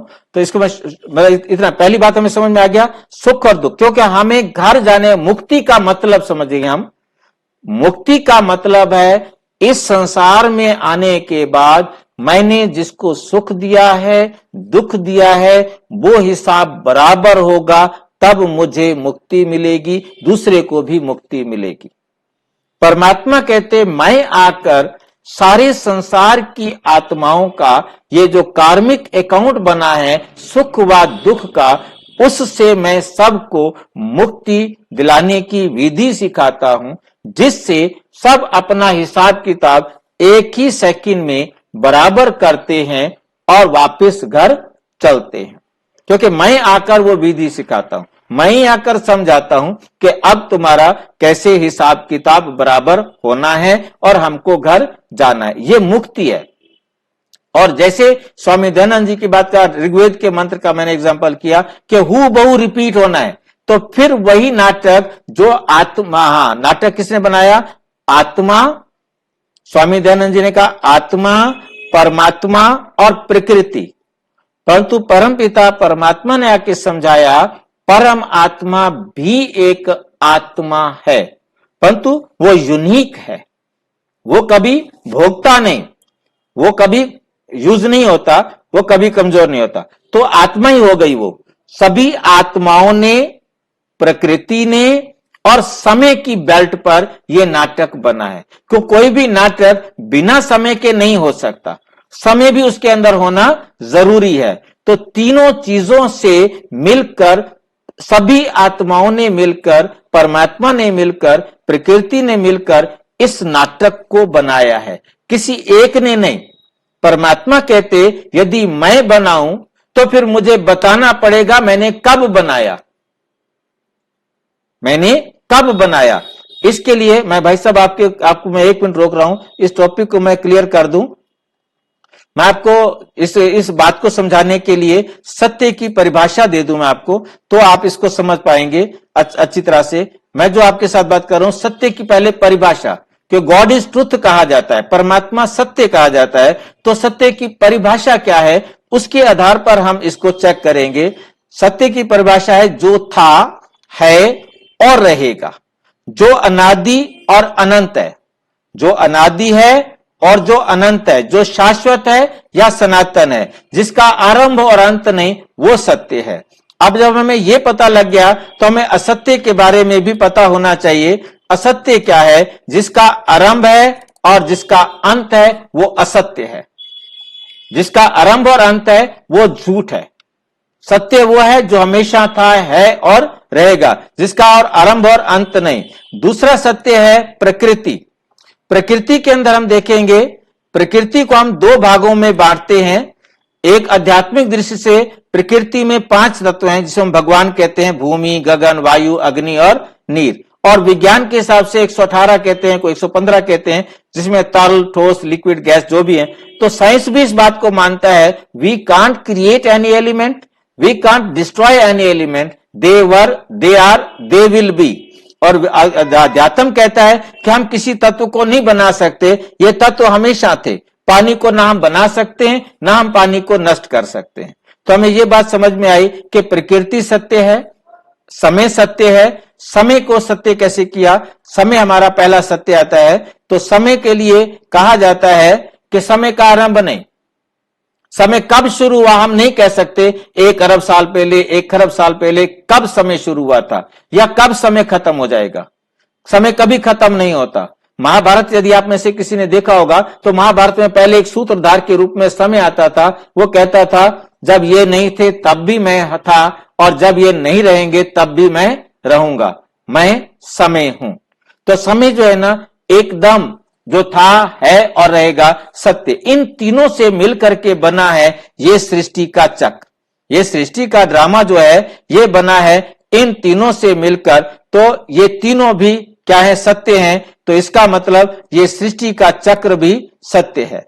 ये सृष्टि अनादि और अनंत है, परंतु इस सृष्टि का एक चक्र शुरू भी होता है और खत्म भी होता है। तो ये था हमारा सृष्टि चक्र के बारे में कि संसार जो है अनादिकाल से चलता आ रहा है। और इसमें छोटी सी बात मैं खत्म कर दूंगा इसको, कि इसका कब आरंभ हुआ, एक सर्कल के अंदर हम किसी जगह को नहीं कह सकते, हम कहीं से भी इसको शुरू और कहीं पर इसको खत्म कर सकते हैं, परंतु इसका बिगिनिंग पॉइंट हम डिसाइड नहीं कर सकते। हाँ, अब मैं कहूंगा भाई जी पूछिए। भाई साहब, मैं पूछ रहा था एक्चुअली, फिर तो ये क्रम हमेशा चलते ही रहेगा। ये तो बात संविधान की समझ में आती है कि जब हम कुछ गलत करते हैं तो ठीक है, हम यहाँ पे बने रहें जीवन में। हाँ जी। लेकिन हमने अगर अच्छा कुछ किया फिर उसका भी हिसाब अच्छा मिलेगा, बराबर करेगा, हमारा अच्छा करेगा तब भी हमको रहना पड़ेगा। हाँ। तो ये कुछ संविधान में कुछ कहीं गड़बड़ सा लगता है क्या? ऐसा नहीं, कोई गड़बड़ नहीं है। आप मुझे एक एग्जाम्पल दीजिए, मैं अभी स्पष्ट कर देता हूँ। एग्जाम्पल, सपोज हमने किसी के साथ अच्छा किया जैसे कुछ, ठीक है, अब वो हमें यहीं रहना पड़ेगा जब तक उसका अच्छा, वो हमारे प्रति अच्छा नहीं कर देता। तो ये बात समझ में कोई बात नहीं, मैं आपको अभी आपको समझाता हूँ। साइंस का जो हमारे पास एक मॉडल है, वो मॉडल आपको मैं दिखा रहा हूँ, जिसको हम न्यूटन कहते हैं। हमारा एक न्यूटन बहुत अच्छा भाई हुआ, ठीक नहीं? उस न्यूटन भाई ने हमें एक मॉडल दिया। उनका जो था कि बिना जो भी वस्तु चल रही है वो चलती रहेगी, रुक नहीं सकती जब तक एक्सटर्नल फोर्स उसको रोकेगा नहीं, और जो चीज रुकी हुई है वो चल नहीं सकती जब तक उसे कोई धक्का नहीं लगाएगा, कोई इसको फोर्स नहीं करेगा। तो उसके बाद क्रिया और प्रतिक्रिया बराबर होती है। तो ये उसका नियम था। मैं उन थीसिस को पढ़ रहा था, तो उस थीसिस के जो साइंटिस्ट बैठकर उस थीसिस को जो है ना प्रूव करने के लिए, चेक करने के लिए जांच कर रहे थे, उन्होंने क्वेश्चन खड़ा किया। क्वेश्चन ये खड़ा किया कि आपकी बात बिल्कुल 100% ठीक है, परंतु ये जो बॉल चल रही है, पहली बॉल किसने चलाई थी? ये तो हम देख रहे हैं ना बॉल को, बॉल आपको दिखाई दे रही है ना, ठीक है? अब इधर से बॉल हिट करती है, वो उतनी दूर जाती है, फिर आके हिट करती है, उतनी दूर वो जाती है, और ये साइंस के नियम के मुताबिक ये रुक नहीं सकती।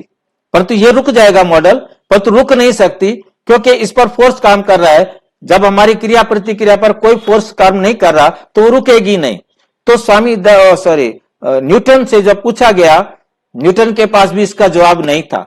तो सभी ने मिलकर के उसके नीचे एक नोट दिया, God is the first mover. परमात्मा ही प्रथम मूवर है, उसने ही आकर के सृष्टि को चलाया। अब ये बात पढ़ने के बाद देखिए कमाल की बात कि गॉड के वर्जन्स आते हैं। अब मैं गॉड की डायरेक्ट वर्जन्स को पढ़ रहा हूं, उसके अंदर परमात्मा ने कहा I am the first mover. मैं ही आकर ये जो संसार था, जो एकदम तमो प्रधान गिरता ही आ रहा था, डाउनफॉल होता ही जा रहा था, सतयुग से त्रेता में आया, पतित हुआ, द्वापर में आया और पतित हुआ, कलयुग में आया और पतित हुआ। अब जब ये बिल्कुल तमो प्रधान पतित बनता ही जा रहा था, मैं आकर फिर से इस वर्ल्ड को अपलिफ्ट करने की विधि सिखाता हूं। जिसे गुरु नानक जी ने कहा, नानक नाम चढ़दी कला तेरे पाणे सरो का बला। मतलब तुम्हारे परमात्मा आकर के इस संसार को अपलिफ्ट करते हैं। कैसे करते हैं? उसके लिए बहुत सीधा सा फार्मूला हमें दिया परमात्मा ने कि बच्चे, जब आप आत्माएं परम धाम से आते हो, शरीर को भोगना शुरू करते हो, तो आपके सामने पहले ये होता है मैं आत्मा हूं, ये नाटक करना है मुझे, धीरे धीरे ये मेरी ड्रेस है। और द्वापर में आकर आपने एक्सेप्ट कर लिया कि मैं ड्रेस हूं, और जब आपने अपने आप को ड्रेस समझ लिया तो आपके एक्ट और खराब होते गए और खराब होते गए। शरीर समझकर आपने अपने आप को मरने वाला समझ लिया, और परमात्मा आकर समझाते, बच्चे नहीं, तुम ये शरीर नहीं हो, तुम इस शरीर को चलाने वाली आत्मा हो। ये सब आत्माएं तुम्हारे भाई हैं। हम आज तक गाते आए, हिंदू मुस्लिम सिख ईसाई आपस में सब भाई भाई, पर तू बने नहीं। क्यों नहीं बने? क्योंकि हम सबके धर्म के पिता अलग अलग हैं, हम सबके शरीर के पिता अलग अलग हैं, हम भाई भाई नहीं बने। अब परमात्मा ने कहा, बच्चे ये सब शरीरों के पिता हैं, मैं तुम सारे संसार की आत्माओं का एक ही पिता हूं, तुम मेरे सारे बच्चे हो, इसलिए तुम सब आत्माएं आपस में भाई भाई हो। ये शरीर भाई भाई नहीं हो सकते, क्योंकि शरीर के बाप सबके अलग अलग हैं, शरीर के धर्म के बाप अलग अलग हैं, परंतु मैं हूं सारे संसार की आत्माओं का पिता, पूरी यूनिवर्स की, कंप्लीट यूनिवर्स की आत्माओं का पिता मैं हूं। तो तुम सब मेरे बच्चे हो और तुम सब आपस में भाई भाई हो। तो जब हम ये बात समझ जाते हैं तो फिर हम समझ लेते हैं। फिर परमात्मा ने कर्मों की गति के बारे में बताया, जो मोस्ट इंपॉर्टेंट आपको समझने में सारी प्रॉब्लम को सोल्व करेगा। ये क्रिया और प्रतिक्रिया के लिए मैंने थोड़ा सा आपको लिया था। अब यहां से जो हिट कर दिया, एक यहां दो शब्द, दो लाइनें आपने याद रखनी है। परमपिता परमात्मा ने समझाया, क्योंकि एक चक्कर 5000 साल का है, ये चारों युगों का चक्र 5000 साल का है। तो 5000 साल में एवरीथिंग न्यू, ये लाइन याद रखनी है। 5000 साल में everything new, but after 5000 year nothing new. इस बात को बहुत ध्यान से हम समझेंगे। 5000 साल के अंदर जो भी एक्ट होगा केवल वंस होगा, वो रिपीट नहीं हो सकता। और 5000 साल बाद हू बहु वो रिपीट होगा। 5000 साल बाद वो हू बहु रिपीट होगा। इस बात को हमें बहुत अच्छी तरह से समझना है। 5000 साल के अंदर कोई भी एक्ट एक बार होगा और 5000 साल के बाद वही एक्ट क्या होगा? रिपीट होगा।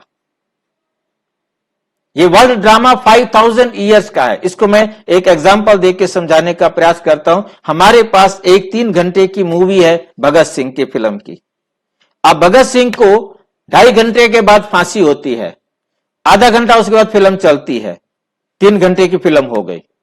अब मैंने उस फिल्म को ऑटो मोड में डाल दिया है। ऑटो मोड में जैसे ही खत्म होती है दोबारा स्टार्ट हो जाती है। तो पहली बार हम फिल्म देख रहे हैं तो 2.5 घंटे के बाद भगत सिंह को फांसी पर चढ़ाया गया। अब दोबारा फांसी कितने देर बाद चढ़ाया जाएगा? 3 घंटे बाद। 3 घंटे बाद चढ़ाया जाएगा। हर बार फांसी कितने बार चढ़ाया जाएगा? 3 घंटे बाद चढ़ाया जाएगा। तो हर एक्ट 5000 साल बाद हू बहू होगा। ठीक इसी समय मैं और आप बैठकर ये चर्चा कर रहे होंगे, कर रहे थे, करते रहे हैं, करते रहेंगे। ये पहली बार नहीं हो रही, परंतु इस 5000 साल के अंदर पहली बार हो रही है। ठीक 5000 साल बाद इसी समय फिर यही चर्चा होगी, यही सब साधन होंगे, यही सब समान होगा। किसी भी समान के अंदर कुछ भी फर्क नहीं पड़ेगा। आपके शरीर के ऊपर एक रेत का पार्टिकल भी कम नहीं होगा, एक रेत का पार्टिकल ज्यादा भी नहीं होगा। हू बहु रिपीट होता है। यह ऋग्वेद के मंत्र का बड़ा गुह्य राज है कि परमात्मा के काम में कभी गलती नहीं होती, नहीं होती। कमाल की बात है, मतलब ना कि परमात्मा के काम में गलती हो ही नहीं सकती। उसने जो कर दिया है वो एक्यूरेट टाइम पर हू बहु रिपीट होगा। तो ये 5000। हाँ जी, धन्यवाद भाई साहब, और बहुत बढ़िया समझाया आपने। और इससे रिलेटेड मैं थोड़ा पीछे जाना चाहूंगा। आपने बताया था कि जो आत्मा के जो है रिलेटेड है मन, बुद्धि और संस्कार। हाँ जी, तो मन, बुद्धि, संस्कार के माध्यम से आत्मा तक पहुंचा जा सकता है। आप आत्मा हो, आत्मा तक पहुंचने की जरूरत नहीं। आप तो आत्मा हो, केवल एक्सेप्ट करना है मैं आत्मा हूं, मैं ये शरीर नहीं हूं। मैं एग्जांपल दे रहा हूं आपके सामने, आपको क्लियर हो जाएगा। जैसे जो भी हम सारा दिन मेरा मेरा बोलते हैं, मेरा चश्मा, मेरी घड़ी, मेरी गाड़ी, मेरा घर, मेरा बच्चा, मेरा भाई, मेरी मां, मेरा ये जितना भी मेरा मेरा बोलते हैं वो मेरे हैं, वो मैं नहीं हूं। इसमें कोई डाउट नहीं हो सकता आपको। वो मेरे हैं, वो मैं नहीं हूं। जिनको भी मैं मेरा बोलता हूं, आप मेरे को मेरी पहचान आप मुझे देना। ये मेरा हाथ, इसका मतलब मैं हाथ नहीं हूं। मेरी आंख, मैं आंख नहीं हूं। मेरा सिर, मैं सिर नहीं हूं। मेरा शरीर का एक एक अंग मेरा शरीर, मैं शरीर नहीं हूं, अब मैं कौन हूं? पहुंच गए। अब कुछ पूछने की जरूरत नहीं है। मैं आत्मा हूं, मैं आत्मा हूं तो मैं बोल रहा हूं। मैं आत्मा नहीं, शरीर के बाप की हिम्मत नहीं कि बोल दे कुछ, कर दे कुछ। इस शरीर से जो कुछ भी कर रही हूं मैं आत्मा कर रही हूं। आंखों से देखने वाली मैं आत्मा, मुंह से बोलने वाली मैं आत्मा, इस शरीर से कर्म करने वाली मैं आत्मा हूं। मैं आत्मा नहीं, ये शरीर मिट्टी है, ये कुछ नहीं कर सकता। इस शरीर की रचयिता भी मैं हूं, इस शरीर के विनाश के निमित्त भी मैं हूं, इस शरीर की पालना के निमित्त भी मैं हूं।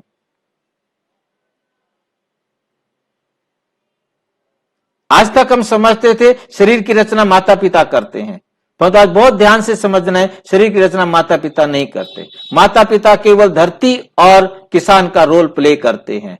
कुछ मिला करके एक भ्रूण तैयार कर दिया, धरती तैयार हो गई है। अब धरती में से कुछ भी नहीं निकल सकता। अब किसान जाता है, 2 बीज लेके आता है, एक नीम का बीज लेके आता है, एक आम का बीज लेता है, दोनों आकर के डाल दिए। अब नीम का बीज, धरती वही है, वो चीजें चूसेगा धरती में से, नीम की निम्बोली तैयार करेगा। आम का बीज धरती में से वो चीजें चूसेगा कि आम का मीठा फल तैयार करेगा। तो ये आत्मा मां वही है। आत्मा तीसरे महीने में गर्भ में प्रवेश करती है। मां को महसूस होता है आज मेरे पेट में कुछ मूवमेंट हुई, और उसके बाद वो आत्मा अपने कर्मों के हिसाब से अपने शरीर के लिए क्या क्या लेना है मां से वो लेती है। मुझे अंधा बनना है, मुझे लंगड़ा बनना है, मुझे मंद बुद्धि बनना है, मुझे तेज बुद्धि बनना है, मुझे गोरा बनना है, ये डिसाइड आत्मा करती है। आत्मा स्वयं अपने शरीर के लिए मां के गर्भ से उन चीजों को लेती है जिसके द्वारा वो अपने कर्मों का हिसाब किताब बना और बराबर कर सके। तो सभी आत्माएं अपना अपना इस प्रकार से शरीर का निर्माण करती है। मां के हाथ में होता ना बच्चे को पैदा करना, तो मां को कहते ना तू उल्टी लटक जा, तेरा बच्चा तेज बुद्धि वाला होगा, वो उल्टी लटक जाती। परंतु ये मां के हाथ में नहीं, ये बाप के हाथ में नहीं, ये आत्मा के हाथ में है। आत्मा स्वयं शरीर में प्रवेश करती है अपने टाइम के अनुसार, एक्यूरेट टाइम पर। जरा भी कोई भी आत्मा 1 सेकंड आगे पीछे नहीं हो सकती। मैं कई बार कहता हूं 1 सेकंड का भी लाखवां ऐसा नैनो सेकंड भी अंतर नहीं आ सकता, क्योंकि नैनो सेकंड का भी अंतर आया तो ड्रामा हू बहू नहीं रहेगा। ड्रामा हू बहू नहीं रहेगा। ये बहुत बहुत क्लियर, परमात्मा ने बहुत क्लियर बैठ करके इसको समझाया है। जी भाई साहब, क्लियर। और किसी भाई का प्रश्न हो तो मोदी जी चरण स्पर्श। भाई जी, आप भाई, हम सभी भाई हैं। बाकी आपके संस्कार बना हुआ है। मैंने आपको पहली बार मैंने इसे नहीं रखा सबके लिए, क्योंकि हम सभी एक ही परमात्मा के बच्चे, आपस में भाई भाई हैं। क्योंकि हमें जो समझाया गया है भगत सिंह वाला, हाँ बोलो भाई जी। जो भगत सिंह वाला उदाहरण दे रहे थे उस समय थोड़ा आवाज कट गई थी, उसको थोड़ा सा रिवाइज करेंगे? हाँ क्यों नहीं। भगत सिंह की एक फिल्म है हमारे पास, और वो फिल्म 3 घंटे की है, और उस फिल्म में 2.5 घंटे के बाद भगत सिंह को फांसी लगती है। आधा घंटा उसके बाद फिल्म चलती है और फिल्म खत्म होती है। अब मैंने उस फिल्म को ऑटो मोड में डाल दिया। जैसे ही वो खत्म होगी वो रिपीट हो जाएगी, वो रिपीट होती रहेगी, नॉन स्टॉप चलती रहेगी। अब हम फर्स्ट टाइम जब देख रहे हैं तो भगत सिंह को 2.5 घंटे पर फांसी लगी। अब दोबारा फांसी कितनी देर बाद लगेगी? जी वो कितनी देर बाद लगेगी? कितनी देर बाद लगेगी? 3 घंटे बाद, क्योंकि आधा घंटा फिल्म चलने के बाद फिल्म स्टार्ट होगी, और 3 घंटे के बाद हर बार फांसी लगती रहेगी उसको। तो इसी प्रकार से जो हमने देखा अभी ऋग्वेद के मंत्र के हिसाब से कि सृष्टि चक्र हू बहु रिपीट होता है, तो परमात्मा के काम में गलती नहीं होती। तो ठीक 5000 साल बाद हम इसी प्रकार बैठकर, आपके कपड़े भी यही होंगे, ड्रेस भी यही होगी, समय भी यही होगा, जो जो मोबाइल आपके हाथ में, जो जो इंस्ट्रूमेंट आपके हाथ में, वही सब होंगे, और हम इसी प्रकार से ये ईश्वर चर्चा, ज्ञान की चर्चा कर रहे होंगे। और 5000 साल पहले भी की थी और फिर 5000 साल बाद करेंगे। अनगिनत बार हम कर चुके हैं, अनगिनत बार हम करेंगे। आज पहली बार नहीं हुई, परंतु इस कल्प में पहली बार हुई। इसलिए दो शब्द मैंने दिए थे, everything new in 5000 years but nothing new after 5000 years. ये दो बातें याद रखेंगे तो मैं आपको एक फार्मूला, एक कर्मों की गति का हिसाब समझा देता हूं, जो आपके लिए बहुत ही सहज होगा, बहुत ही अच्छा होगा।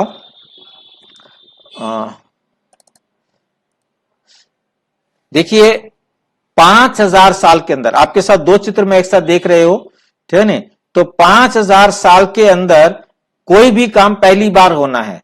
जैसे मैं यहां आपको दिखा रहा हूं कि जहां पहला पीला रंग आकर खत्म होता है पहचान के लिए, यहां पर हम बैठकर ये प्रोग्राम देख रहे हैं, ठीक है। अब इस प्रोग्राम में आपने मेरे साथ भी अच्छा व्यवहार किया है, मैं भी आपके साथ अच्छा व्यवहार कर रहा हूं, ठीक है कि नहीं। अब मैं यहां इसको छोड़ करके मैं ले रहा हूं कि यहां किसी भाई ने मुझे थप्पड़ मारा, यहां पर किसी भाई ने मुझे थप्पड़ मारा। अब थप्पड़ मार दिया ना। अब नियम है कि 5000 साल के अंदर घर जाने से पहले मैंने उसे वो थप्पड़ मारना है, वो दुख उसे देना है। तो मैं चाहे यहां दूं, चाहे यहां दूं, चाहे कहीं दूं, परंतु घर जाने से पहले 5000 साल से पहले के अंदर कभी ना कभी मैं उसे जरूर वो थप्पड़ मारूंगा। जैसे हम देख रहे हैं कि बॉल हिट कर रही है, इधर हिट कर रही है, इधर हिट कर रही है, तो वो एक दूसरे से बदला ले रहे हैं, बराबर कर रहे हैं। तो ऐसे ही मैंने 5000 साल के अंदर आपको हिट किया और उसके बाद आपने इस टाइम हिट किया, फिर मैंने हिट किया, फिर आपने हिट किया। इसमें परमात्मा कहते बच्चे हर कर्म, ये लाइन याद रखना है, कोटेशन लाइन है, बहुत इंपॉर्टेंट लाइन है, हर कर्म हम पिछला बराबर कर रहे हैं और अगला बना रहे हैं। बहुत सिंपल लाइन है, हर कर्म करते वक्त हम पिछला बराबर कर रहे हैं, अगला बना रहे हैं। अब इस बॉल वाले चित्र को देखेंगे, ये बॉल ने हिट किया, उसको उसने आके हिट किया, पिछला बराबर हुआ, अगला बना दिया, पिछला बराबर हुआ, अगला बना दिया, पिछला बराबर हुआ, अगला बना दिया।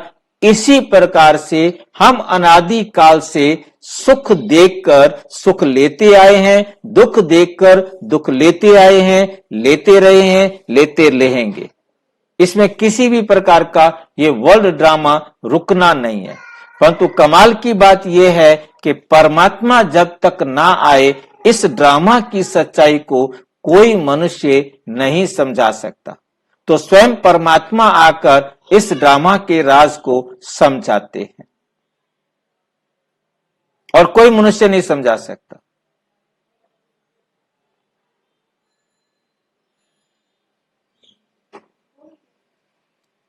और कोई प्रश्न है तो देखो। तो फॉरगिवनेस का फिर क्या होगा? हाँ जी, फॉरगिवनेस का क्या होगा? फॉरगिवनेस, क्षमा करना, राइट। जी हाँ, इसका मैं आपको एग्जांपल देता हूं। क्या होता है कि मैं आपके घर आया हूं और मैंने कुछ बोला और मैं चला गया। अब कुछ देर बाद मुझे आया कि मैंने ऐसा बोला है, कहीं उनको बुरा तो नहीं लग गया। मुझे 10 मिनट बाद पता लगा, महसूस हुआ, और मैंने 10 मिनट बाद आपको फोन किया कि मैंने ऐसे ऐसे कहा है, उसका मतलब गलत मत ले लेना। तो आपने गलत ले ही लिया था, तो आप 10 मिनट तक तो दुखी हुए, परंतु जैसे मेरा फोन गया तो आपका दुखी होना बंद हो गया। मेरे को 2 घंटे बाद याद आया, अब मैंने आपको 10 मिनट दुख दिया है तो आप मुझे 10 मिनट ही दुख देंगे। उसके बाद आपने मुझे भुला दिया, क्षमा कर दिया। अच्छा, दूसरा, मैंने 2 घंटे बाद आपको किया तो आपको भी 2 घंटे दर्द हुआ, तो आप मुझे 2 घंटे का दर्द देंगे। इसी प्रकार मैंने यदि आपको सारे दिन का दिया है तो सारे दिन का देंगे। ये तो था सीधा सा हिसाब। अब जरा थोड़ा सा इससे अलग देखना है। अब क्या होता है कि मैंने आपको दुख दिया और आपको समझ में आ गया है ये फार्मूला कि मुझे जो ये दुख दिया है मैंने इसको कभी दुख दिया होगा, इसने आज दुख दे दिया, हिसाब बराबर, खत्म। अब आप दुखी होना बंद हो गया, आप दुखी हो ही नहीं रहे हो।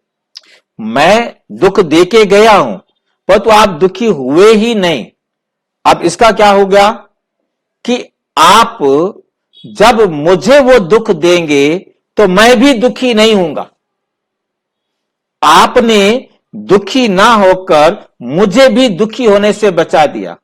आपने सुना होगा, मूर्ख मित्र से ज्ञानी दुश्मन अच्छा। ये कहा जाता है मूर्ख मित्र से ज्ञानी दुश्मन अच्छा। आपने मूर्ख मित्र वाली कहानी तो पढ़ी हुई है, मैं उसको नहीं सुनाऊंगा, और ज्ञानी दुश्मन वाली बात को मैं सिर्फ शॉर्ट में आपको दूंगा, आप समझ जाएंगे कि एक व्यक्ति अपने शरीर में हीरे छुपा रहा था। उसने देखा उसके तीनों भाई भी अपने शरीर में हीरे छुपा रहे हैं। वो 4 जने थे। अब वो सोचने लगा कि हीरे क्यों छुपा रहे हैं अपने शरीर के अंदर। उसको समझ में आ गया कि इन्होंने जंगल के पार गांव में जाना है या जहां भी जाना है, इस जंगल को क्रॉस करना है ताकि कोई वहां से हीरे हमारे से ना ले सके, इसलिए ये अपने शरीर में छुपा रहे हैं। और उसने प्लानिंग बना लिया कि मैं इनके साथ जाऊंगा, इनको रास्ते में जहर दे दूंगा और ये मर जाएंगे, सारे हीरे निकाल कर आ जाऊंगा। उस प्लानिंग के अनुसार उनको कहा कि मुझे उधर जाना है, मेरा अकेला हूं, मेरा कोई साथी नहीं है। तो उन्होंने कहा हमने भी उधर जाना है और वहां तक हम आप हमारे साथ चल सकते हो। हर एक ने अपने पांव से चलना है। अब उनको क्या पता कि इसके मन में क्या है। अब वो साथ चल दिया उनके। अब रास्ते में गए तो चोरों को या लुटेरों को मालूम हो गया, मैसेज मिल गया था कि अभी हीरे हैं उनके पास। तो अब वो आ गए, बोले जी हीरे निकालो, तुम्हारे पास हीरे निकाल दो अपने शरीर में से, नहीं तो हम तुम्हें मार करके हीरे निकाल लेंगे। अब इसने सोचा मेरे शरीर में तो हीरे हैं ही नहीं, यदि इन्होंने हीरे निकाल कर दे दिए तो मेरी मौत निश्चित है, मेरे को काट ही डालेंगे, मैं हीरे कहां से निकालूंगा। और यदि ये नहीं देते हैं तो इनको मारेंगे, इनके पेट में शरीर में से हीरे निकल आएंगे, मेरे में से नहीं निकलेंगे, मेरे को तो मारना ही मारा है, मेरी तो मौत निश्चित है। अब उसने उनको कहा कि देखो भाई, हम एक मां जाए 5 भाई हैं, हमारे किसी में हीरे नहीं है, आपको विश्वास ना हो तो मुझे मारकर देख लो।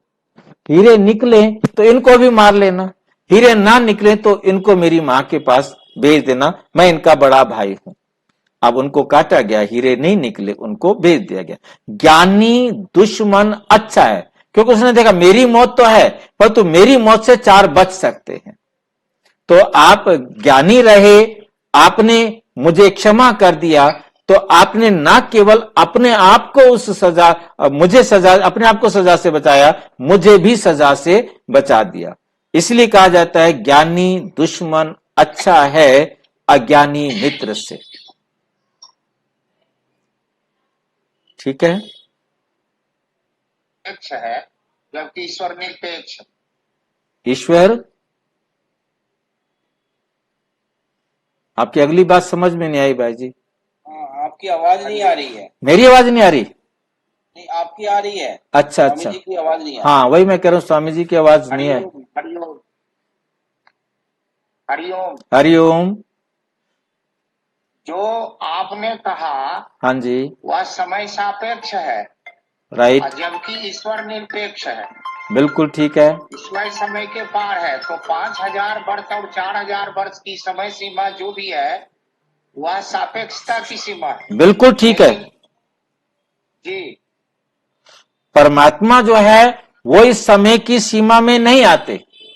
परमात्मा, यही कारण बिल्कुल बिल्कुल, जो उदाहरण परमात्मा दिया जा रहा है उस समय सापेक्ष है, बिल्कुल बिल्कुल, जबकि परमात्मा निरपेक्ष है। वह 5000 या 4000 10,000 ये जितनी भी बातें समझाई जा रही है, हाँ जी हाँ जी, 5000 वर्ष की बात रिपीट होगी। हाँ जी, तो हम यह कह रहे हैं कि वो अंगुलीमाल को भगवान बुद्ध ने अघोर चक्र में ले जा करके सारी गलतियों को माफ करवाया और तुरंत उसको बुद्धत्व की उपलब्धि करवाई। तो यह कैसे संभव है? तब तो फिर 5000 वर्ष के बाद उसको होना चाहिए, लेकिन उसको उसी समय हो रहा है।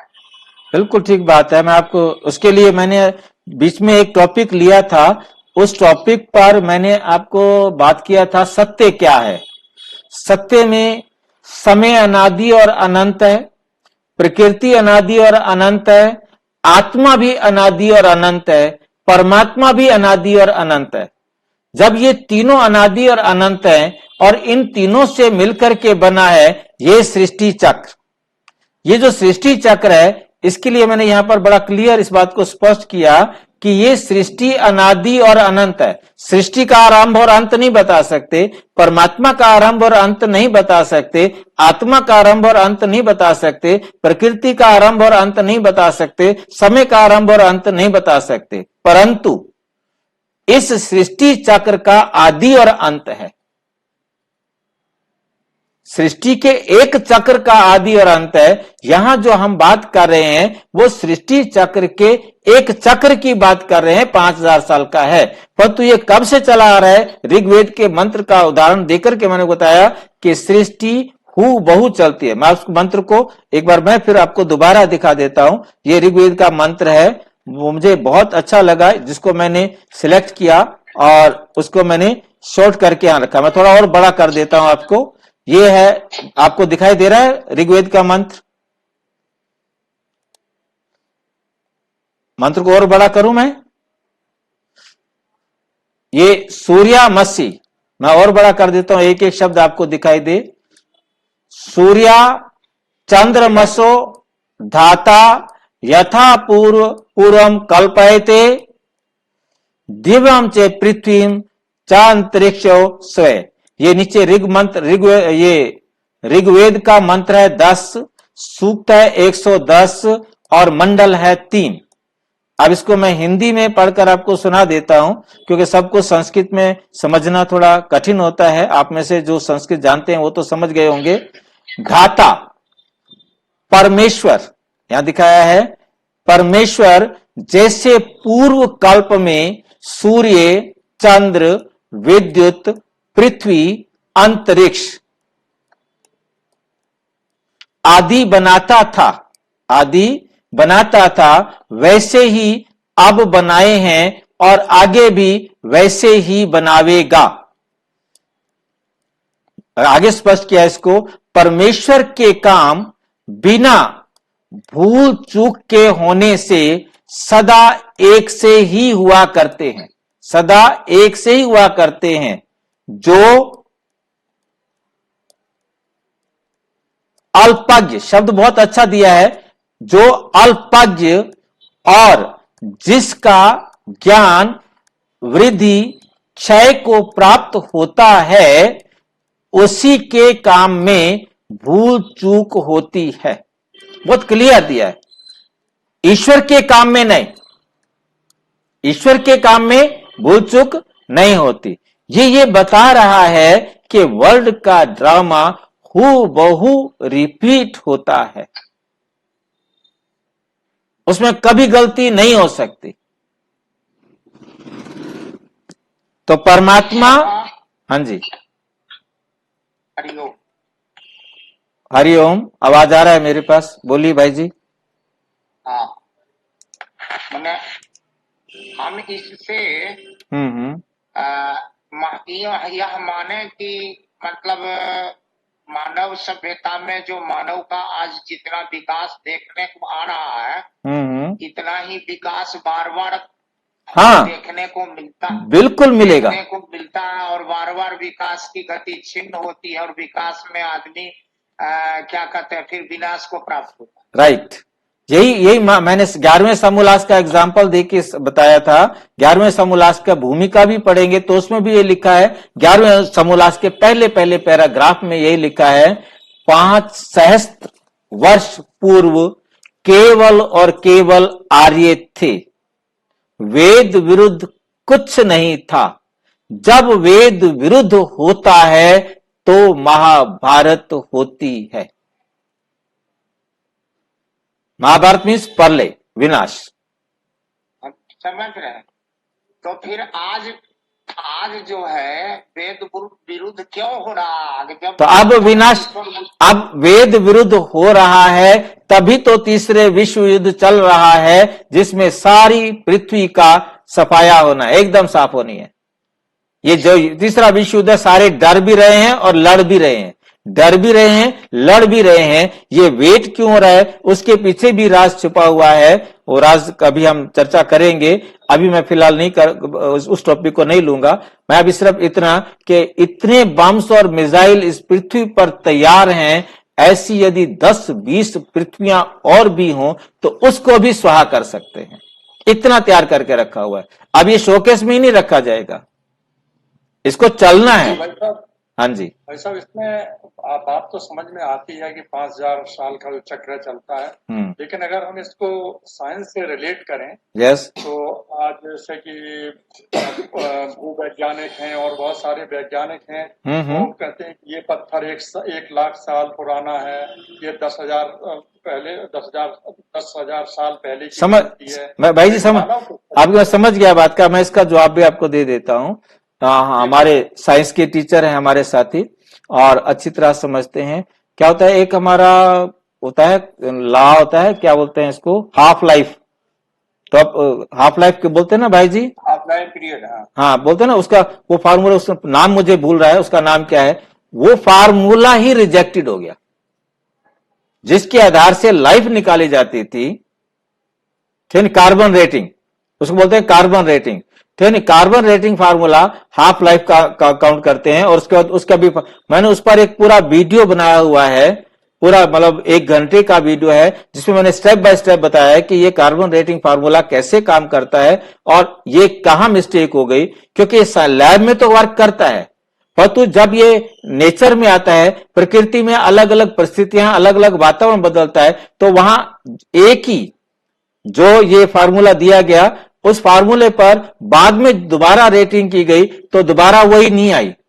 एक पार्ट की गई तो कुछ आती है, दूसरे पार्ट की गई तो कुछ आती है, क्योंकि इसमें जो कार्बन मॉलिक्यूल हैं उनको काउंट किया जाता है, क्योंकि वो नाइट्रोजन में कन्वर्ट हो जाते हैं और तब उसका हिसाब निकाला जाता है। उसको कैसे किया जाता है वो सारा डिटेल में वो वीडियो बना हुआ है। तो वो फार्मूला रॉन्ग है और इसको प्रूव किया गया। एक साइंटिस्ट ने बनाया, दूसरे ने उसको रिजेक्ट भी कर दिया, तीसरे ने भी रिजेक्ट कर दिया।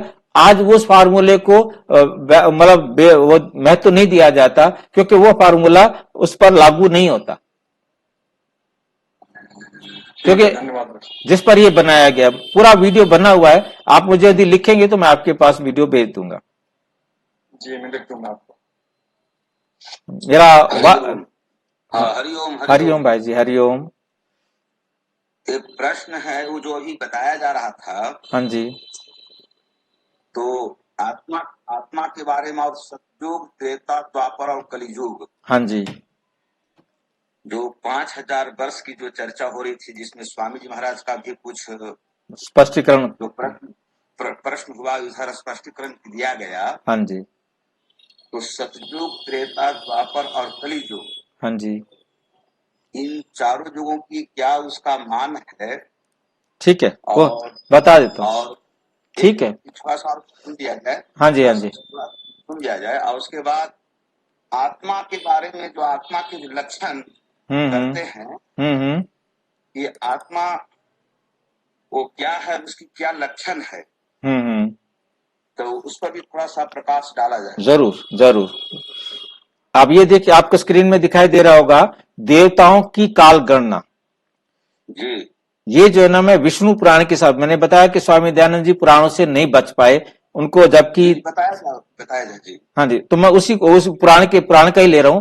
तो उस पुराण में लिखा गया है, जो विष्णु पुराण से लिया गया है, ये एक मानव वर्ष एक दिव्य दिवस के बराबर है, 30 दिव्य वर्ष एक दिव्य मास के बराबर है, 12 दिव्य मास एक दिव्य वर्ष के बराबर है, दिव्य जीवन काल 100 वर्ष है, और वर्ष जो है ना कितने हो गए, मानव वर्ष 36,000 हो गए।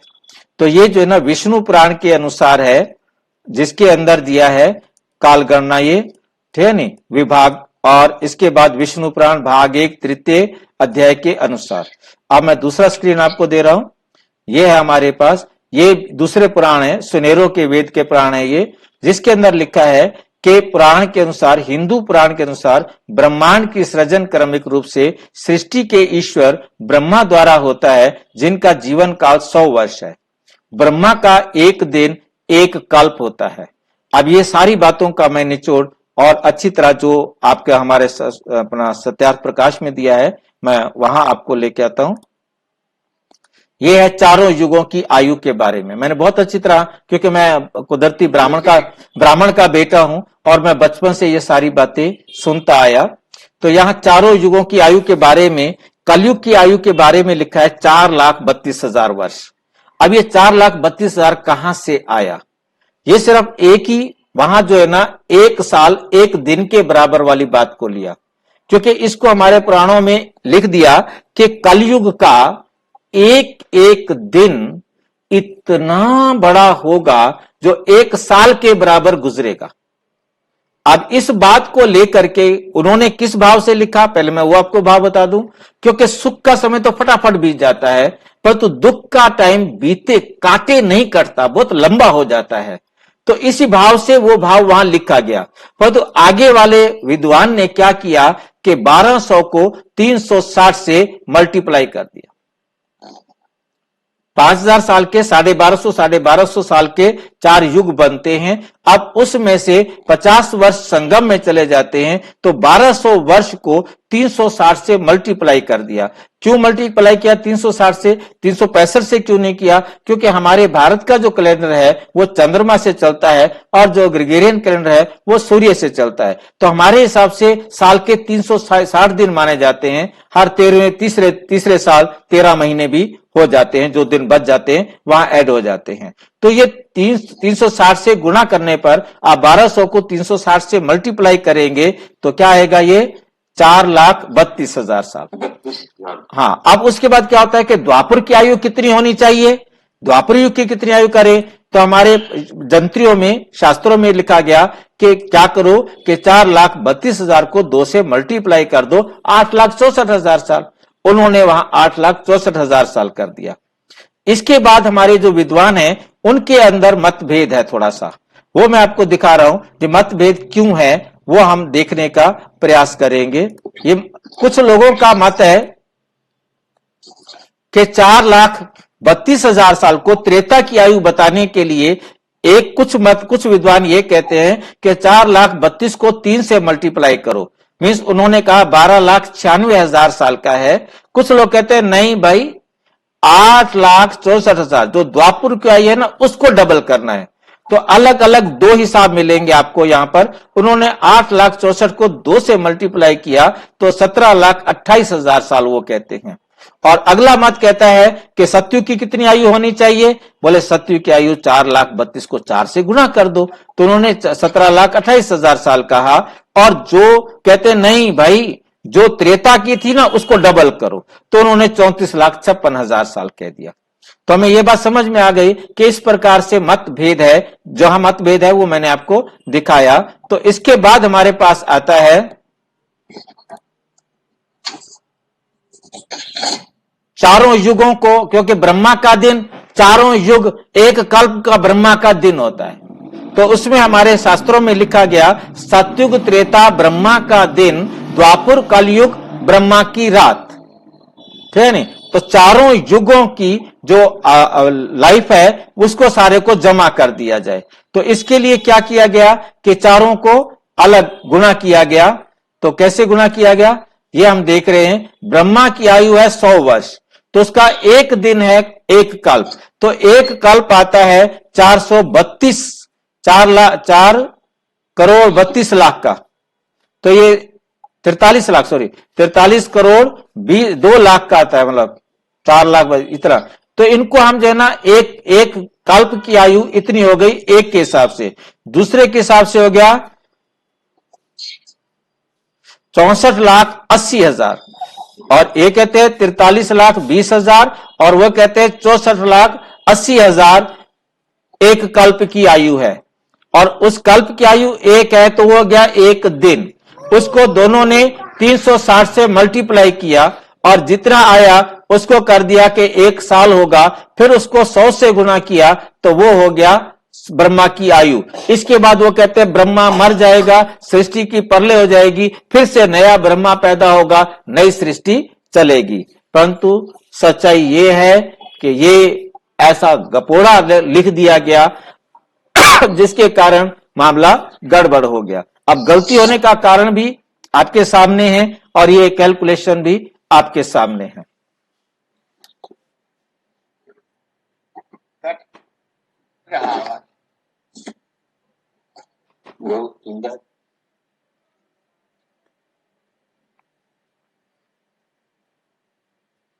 और किसी का कोई प्रश्न है तो देखो।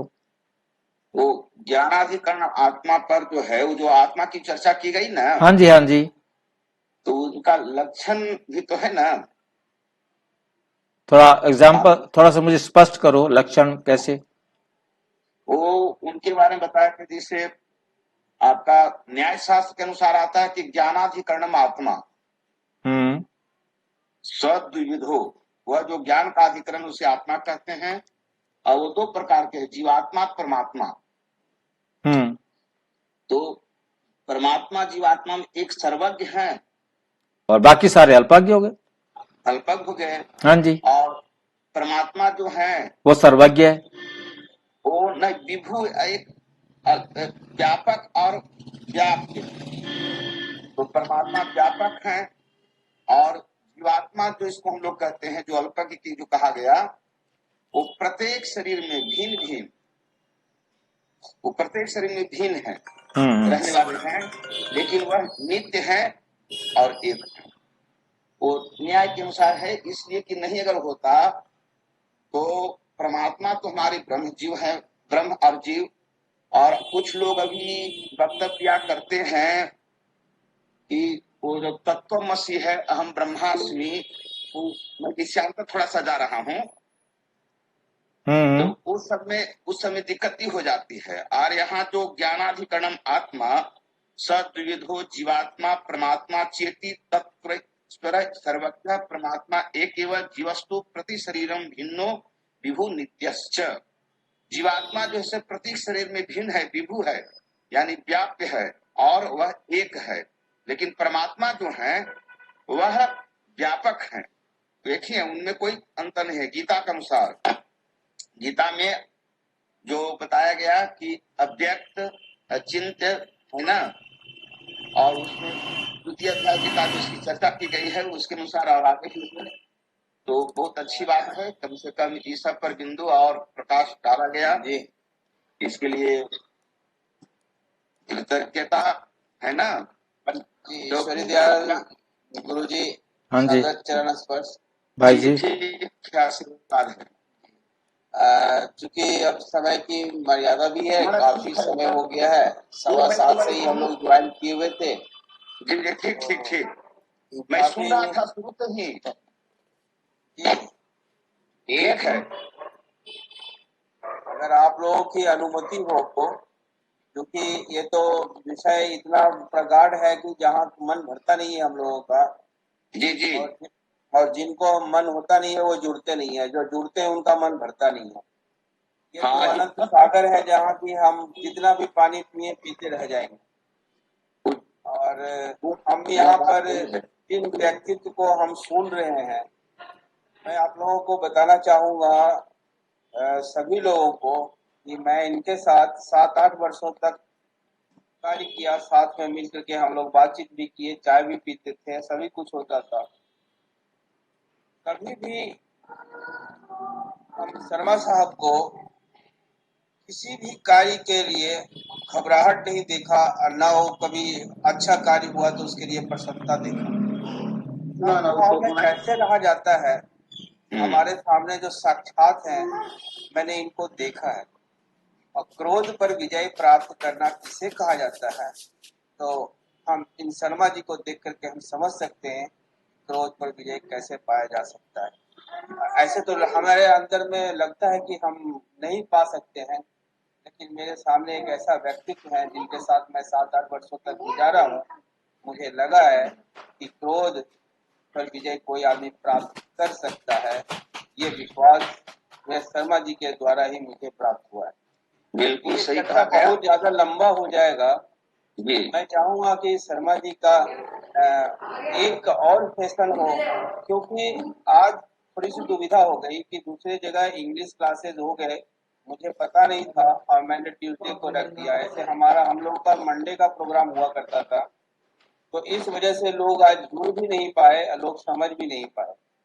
तो अच्छा, इसके लिए मैं क्षमा प्रार्थी हूँ और मैं चाहूंगा कि शर्मा जी हमें अगला मौका जरूर एक बार सोमवार को दें, ताकि मैं और लोगों को जुड़ा करके आपके मार्गदर्शन हम लोग प्राप्त कर सकें। ये वीडियो दयाल जी भी अच्छे आचार्य हैं जो अध्यात्म के जानकार हैं और लेक व्यू अपार्टमेंट से जो जुड़े हैं। ये भैया के बारे में भी मैंने सुना है, इनको भी अच्छा अध्यात्म की जानकारी है, इनसे परिचय कल ही हुई थी। तो मैं चाहूंगा कि शर्मा साहब आप एक सेशन हम लोग लिए जरूर और रखते हैं। आप आए, इस मंच को सुशोभित किया, बहुत बहुत धन्यवाद आपका। मैं आप सभी के लिए आपका भी धन्यवाद करूंगा। और ये जो वीडियो ना रिकॉर्ड हुआ है, ये YouTube पर भी अवेलेबल होगा, जो आपके साथ सेशन हुआ। और ये आप यदि चाहेंगे तो मैं आपके पास इसका लिंक भेज दूंगा और आप सबके पास जो भी देखना चाहे आप उनको दे सकते हैं। ये रिकॉर्ड है सारा का सारा। जी बिल्कुल बिल्कुल, मेरे को शेयर कीजिएगा जी। ठीक, बहुत बहुत धन्यवाद। बहुत आप सबका भी बहुत बहुत जो मंच पर धन्यवाद। उपस्थित हुए सभी लोगों का बहुत बहुत धन्यवाद। और जो आशीर्वाद मिला है आप लोगों का, इससे मैं भी काफी धन्य हो गया हूँ। स्वामी जी, आचार्य जी और हमारे कई महापुरुष जो एयरफोर्स के ऑफिसर्स हैं, उन्होंने ज्वाइन किया है। बड़ा ही महत्वपूर्ण ये सेशन रहा जी। सभी को मेरा प्रणाम, चरण स्पर्श, नमस्कार। अगला कार्यक्रम सोमवार को होगा ना? जी, अगला कार्यक्रम सोमवार को प्लीज। रविवार को हमको थोड़ा सा याद दिला भाई दीजिएगा। नहीं भाई जी, मैं सोमवार को नहीं कर पाऊंगा क्योंकि सोमवार को मैं माउंट आबू में हूँगा और हमारी एनुअल मीटिंग है। मैं वहां से 11 तारीख को 12 तारीख को 11 तारीख को चलूंगा, 12 को मैं मिलूंगा। 12 के बाद आप कभी भी रख सकते हैं। ठीक है, आपसे हम बात करते हैं फिर। ठीक है, ओके। ओम शांति। बहुत बहुत धन्यवाद सर, बहुत बहुत धन्यवाद। और अनुमति चाहूंगा कि मैं इस मंच की समाप्ति कर पाऊं, आप लोग अगर आशीर्वाद मिल जाए।